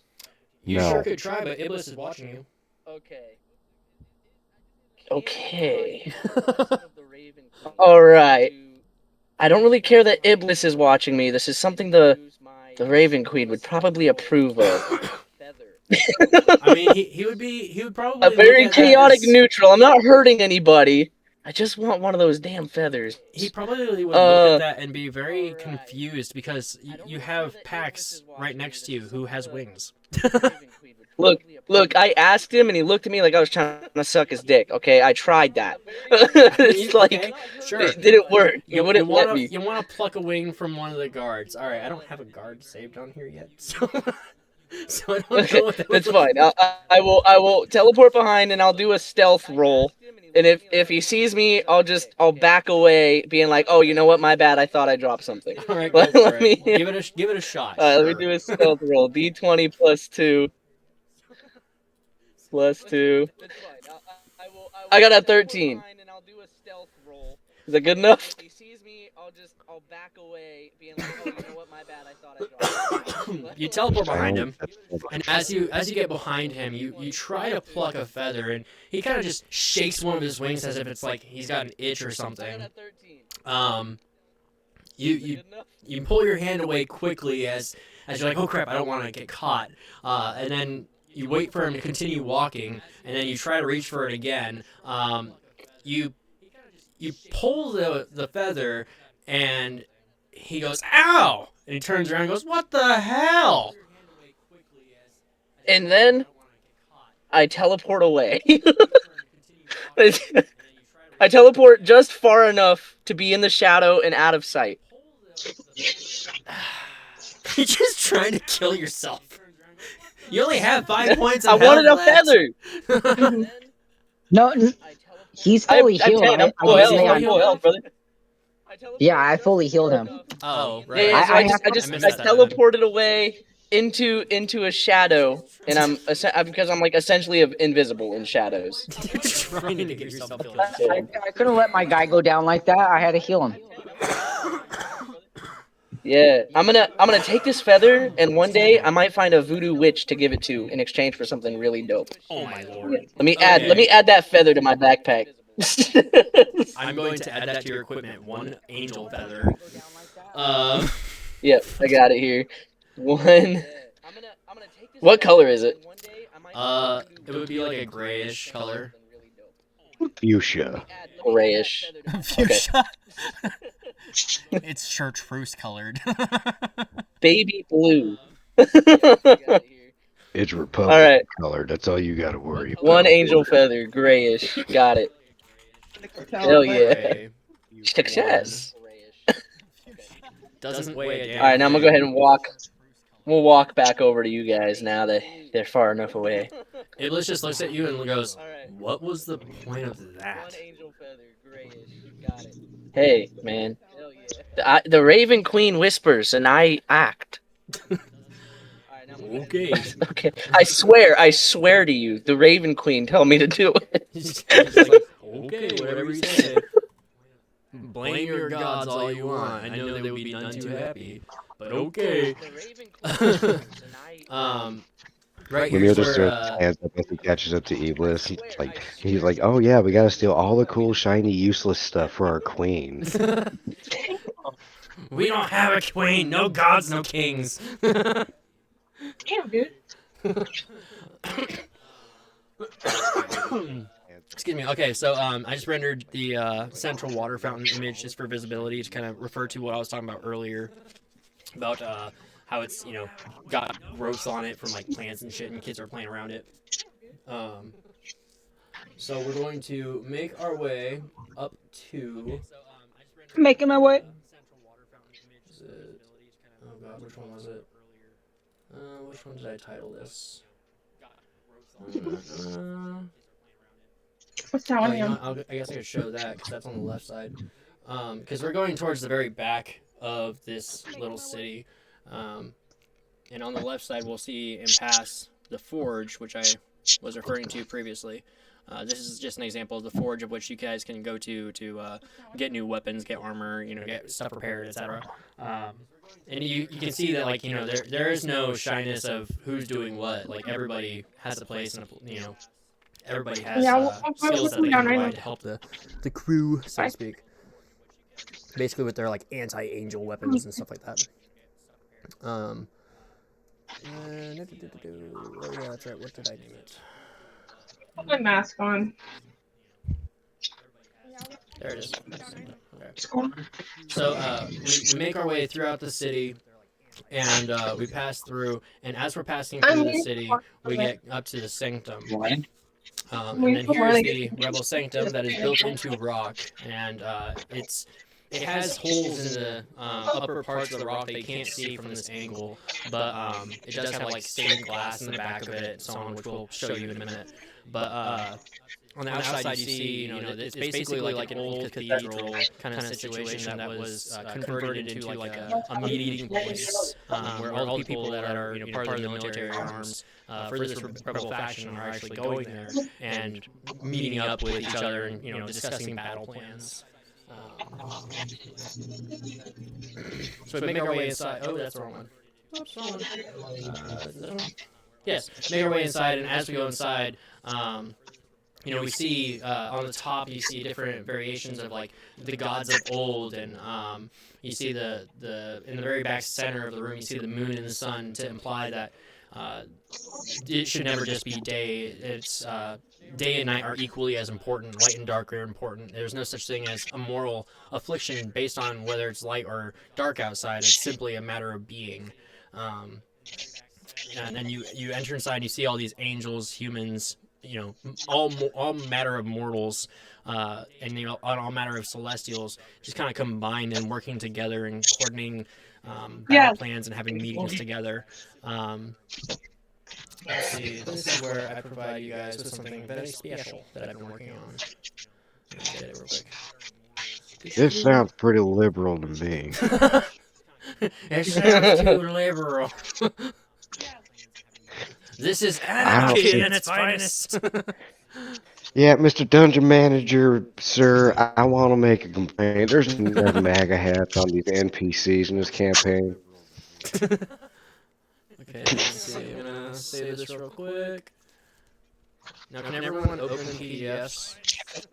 No. Aw, damn. I can. Okay. Can? Yeah. Okay. Where are you sending it? Yeah, I was gonna send it to Discord. No, I know, but like what channel? Oh, I'm working on that right now. I will let you know once I pull it up. Hurry the fuck up! D&D. Any day, Rebecca. Shut up!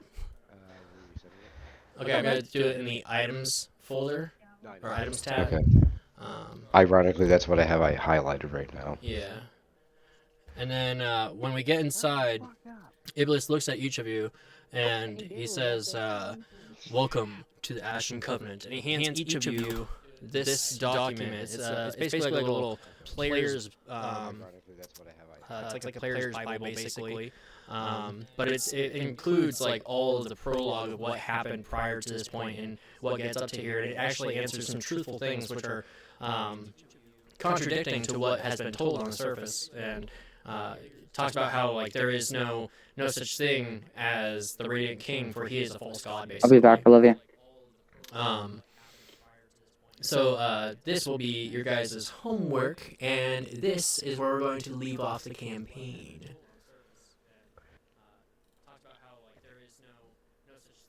So I just want to confirm, I saved y'all's asses tonight. I got 2 confirmed kills. Y'all didn't do shit. Yes, I was untouched. Brother, Literally, I had have to a kill. I have a. Hey, I have I 2 dropped kills, my thank you dagger and very I much. killed someone. I still killed someone. I fucking died. Okay, Yeah. I died for you. Yeah, and then I had to come in and save you after you got resurrected, and then almost died a second time. How You insulting. fucking stood in the corner touching yourself for half of the fight.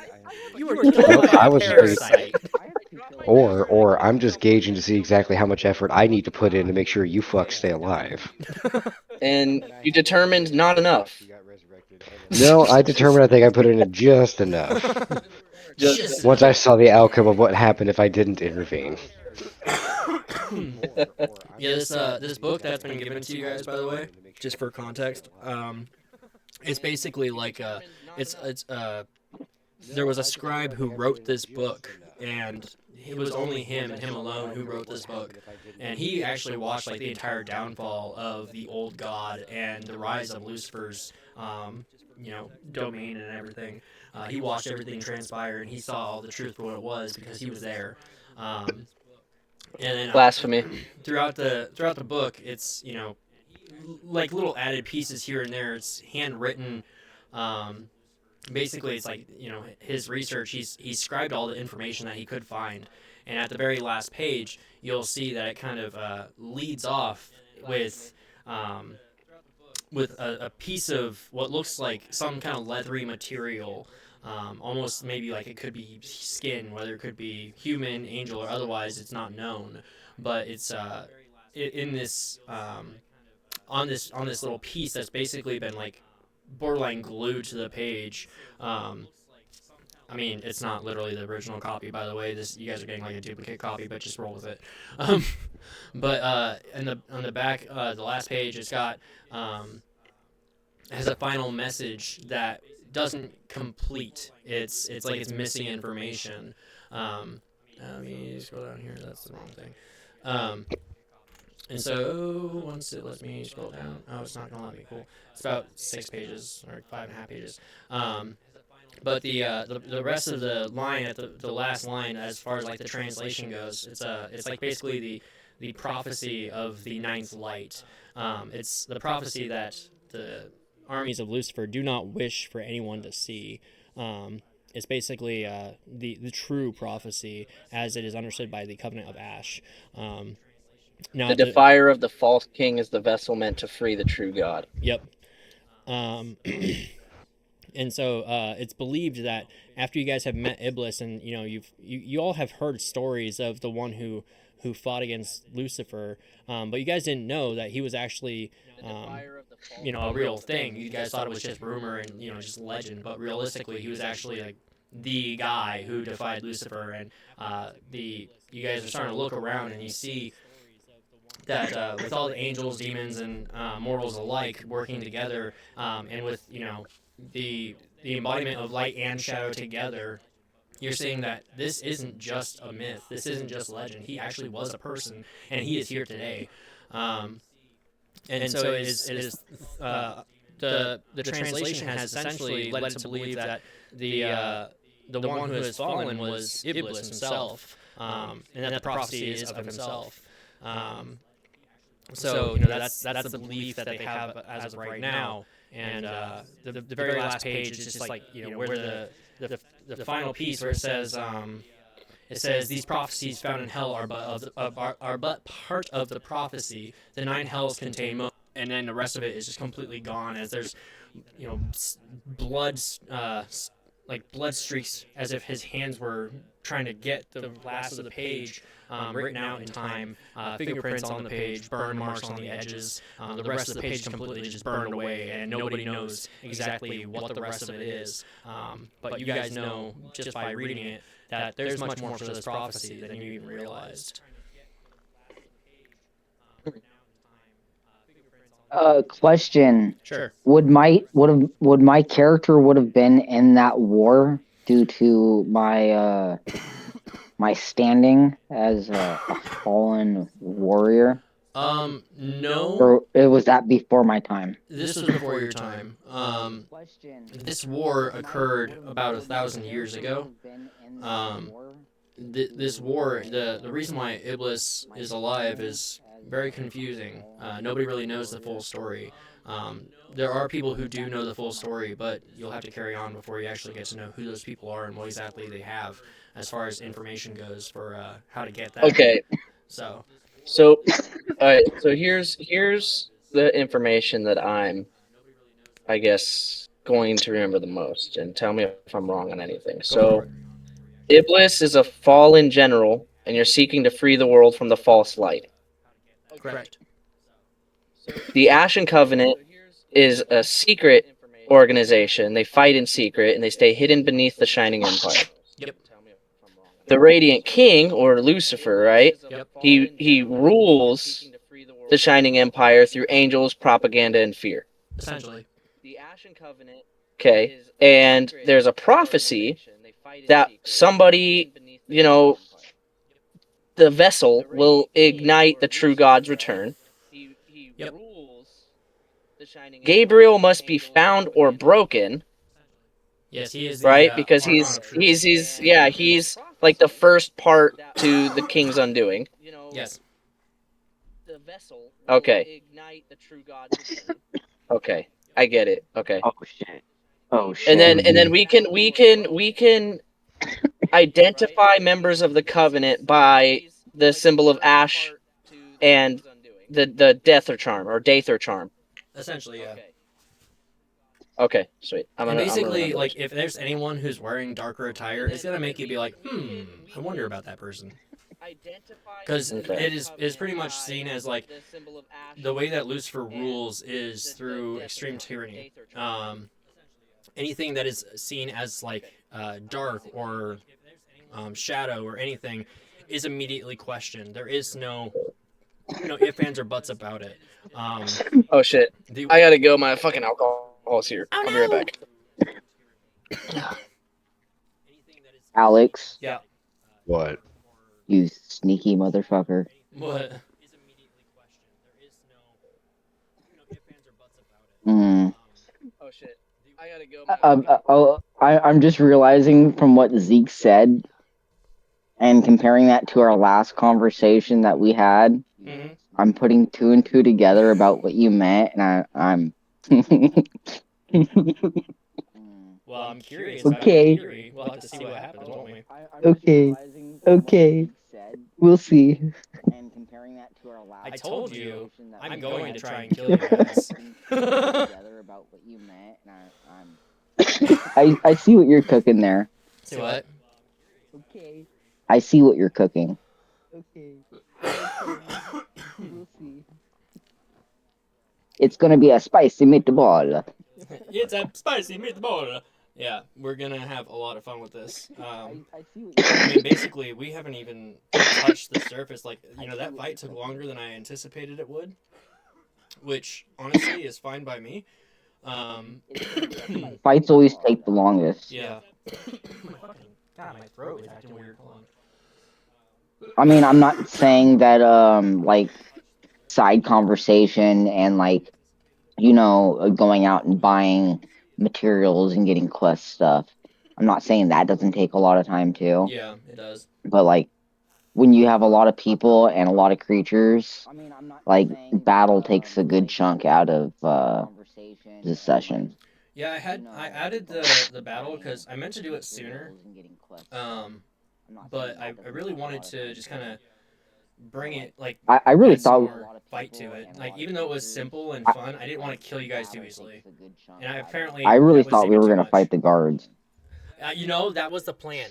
I had to add the sewer fight on the spot because you guys convinced them to leave.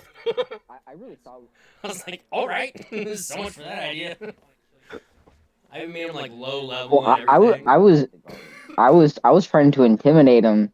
Like I was getting ready to square it because like when I stood there to kind of impose behind him, like I had my hand on my weapon, like ready to like attack. That's why I was like I stand behind him stoic like. I was trying to intimidate him because like I was kind of in like a battle position because like I in my character's background I'm a soldier, right? Yeah, you're a former I paladin for yeah. the luminous So luminous creed. yeah, so I figure I had like a good ranking, so like I was like pretty battle worn. Mhm. So like my character would have had the forethought or the foreknowledge to be like, this is gonna turn into a fight, so I'm gonna be at ready. So if anything pops off, I can initiate the attack instead of being initiated on. Yeah, I was hoping. Honestly, I didn't even realize until after Whisper Steel tried to uh, basically try to convince them, and after you tried to intimidate them, I didn't realize that they were like not intimidatable. I was like, oh, that's something new I didn't think about. And so it's like, all right, Anthony, your character is All right, badass, but not badass enough, I'm apparently. back. Welcome back. Yeah, see, that's why I did persuasion. Yeah, my whole plan was for you guys to like fight the three guards, and my guys be like, oh shit, now you're on the radar, let's go. But y'all. Hey man, I gotta keep everybody on their toes. You know, I gotta convince the guys not to fight, and then in a real fight, I gotta almost die. Apparently. Gotta keep you on your toes. See, which is funny because I just got done telling Alex like that whole guard situation. Like I was ready to attack the guards on your failed succession, right? So like me standing there to intimidate, like when I said like I was in a stoic pose, like I was sitting there like slightly crouched forward with my hand on my sword, like looking at him like do something. To a bystander, bro, there's just some fucking fallen angel flexing, and then the guy in the cloak is like, yo, why don't y'all just like get out of here? Like Anthony's in the back flexing, like, you want some of this? And I'm like, yo, just leave. You don't want to fuck with him, man. You don't want the smoke. I didn't get to do my Anthony's like finishing yelling move on the after them, guard. bro. Yeah, I Pax is good. yelling at them like, I thought so, bitch. Did you like my finishing move on the last ooze? This is Yeah, done. fucking Wintersteel damn near come to. This shit was fire. Almost died. I was like, damn, dude, I went with the easy guys. I had to get close to death. I had to get close to death and have a brief conversation with the Raven Queen to let her know, yo, I'm testing these guys. I'm seeing what they're made of. I was your messenger. I just assisted you back. Yeah. Were you away, Anthony, when they were asking about the feather? No. I like my character is stayed next to you this entire time. Like you're the only person like I have any real connection to the party because like our characters like we're not like I wouldn't say best friends, but we've gone into We're like acquainted. campaigns and So like we're well adjusted to each other as far as like battle tactics and like just looking out for each other. Yeah, but now it's lore that you won't let me take your feathers. So like, at some point, I'm gonna like try to take one. You're gonna like smack my hand away or some stupid shit. He's gonna be like I mean, Rocket Raccoon with the fucking like the I mean, I prosthetic might- The limbs. silver arm, smack yeah. you with my wing, bro. I'll just smack Yeah. you with my wing. See, and that's why I had to go take one from one of the guards. And nobody knows like what I could use that for. We may need a pen, and what do you know? I've got a quill. Hey, bro, I have parchment for my cleric Yeah. stuff. I just don't have a pen. Dude, see, here's the thing. I'm chaotic neutral. Sometimes I just do Like, I just do things. Yeah, no, for real. Like, we could be walking down a street. I'll roll a fucking perception check, find a shoe in a gutter, and just put that in my backpack. I don't know why I do it. I just do it. Your character is, dude. Your character and my character are gonna be two-piece in a pod because I'm chaotic good. Yeah, I'm chaotic neutral, so sometimes I do things that could be perceived as evil, but they're not like evil. You know what I mean? Like it's not harming anybody that I took a feather from a guard. It's like I said, It's not harming you're anybody. like- It's just why the fuck did you do that? Your guy's like Rocket Raccoon with the fucking prosthetic limbs. You're just like, I'm gonna get that fucking arm. Yeah, no, literally, bro. We're fucking walking up to the fucking thing, and I'm looking at every guard just staring at their wings, like I gotta get me one of those. So I gotta ask, as a first time running, and as silly as it was, did you guys have fun? Oh, Yeah, bro. That Yeah. Good. that was fun, my guy. It's only good I told my stuff. wife we're gonna be done by like 7:30. Oh yeah. Yeah, yeah. Guess again. Fucking, it's 9:30. Yeah, that battle went a little So- longer than anticipated, but now it's One of noted. my. Oh my bad. Go ahead. I just said now it's noted. That's all. One of my longest battles. The session was over 8 hours long. The battle itself took 4 hours because there were so many people and so many monsters. And we had really good healers. Let's just say that. So I'm gonna go ahead and end the stream, but we can stay on call. But anyway, bye. Bye, everybody.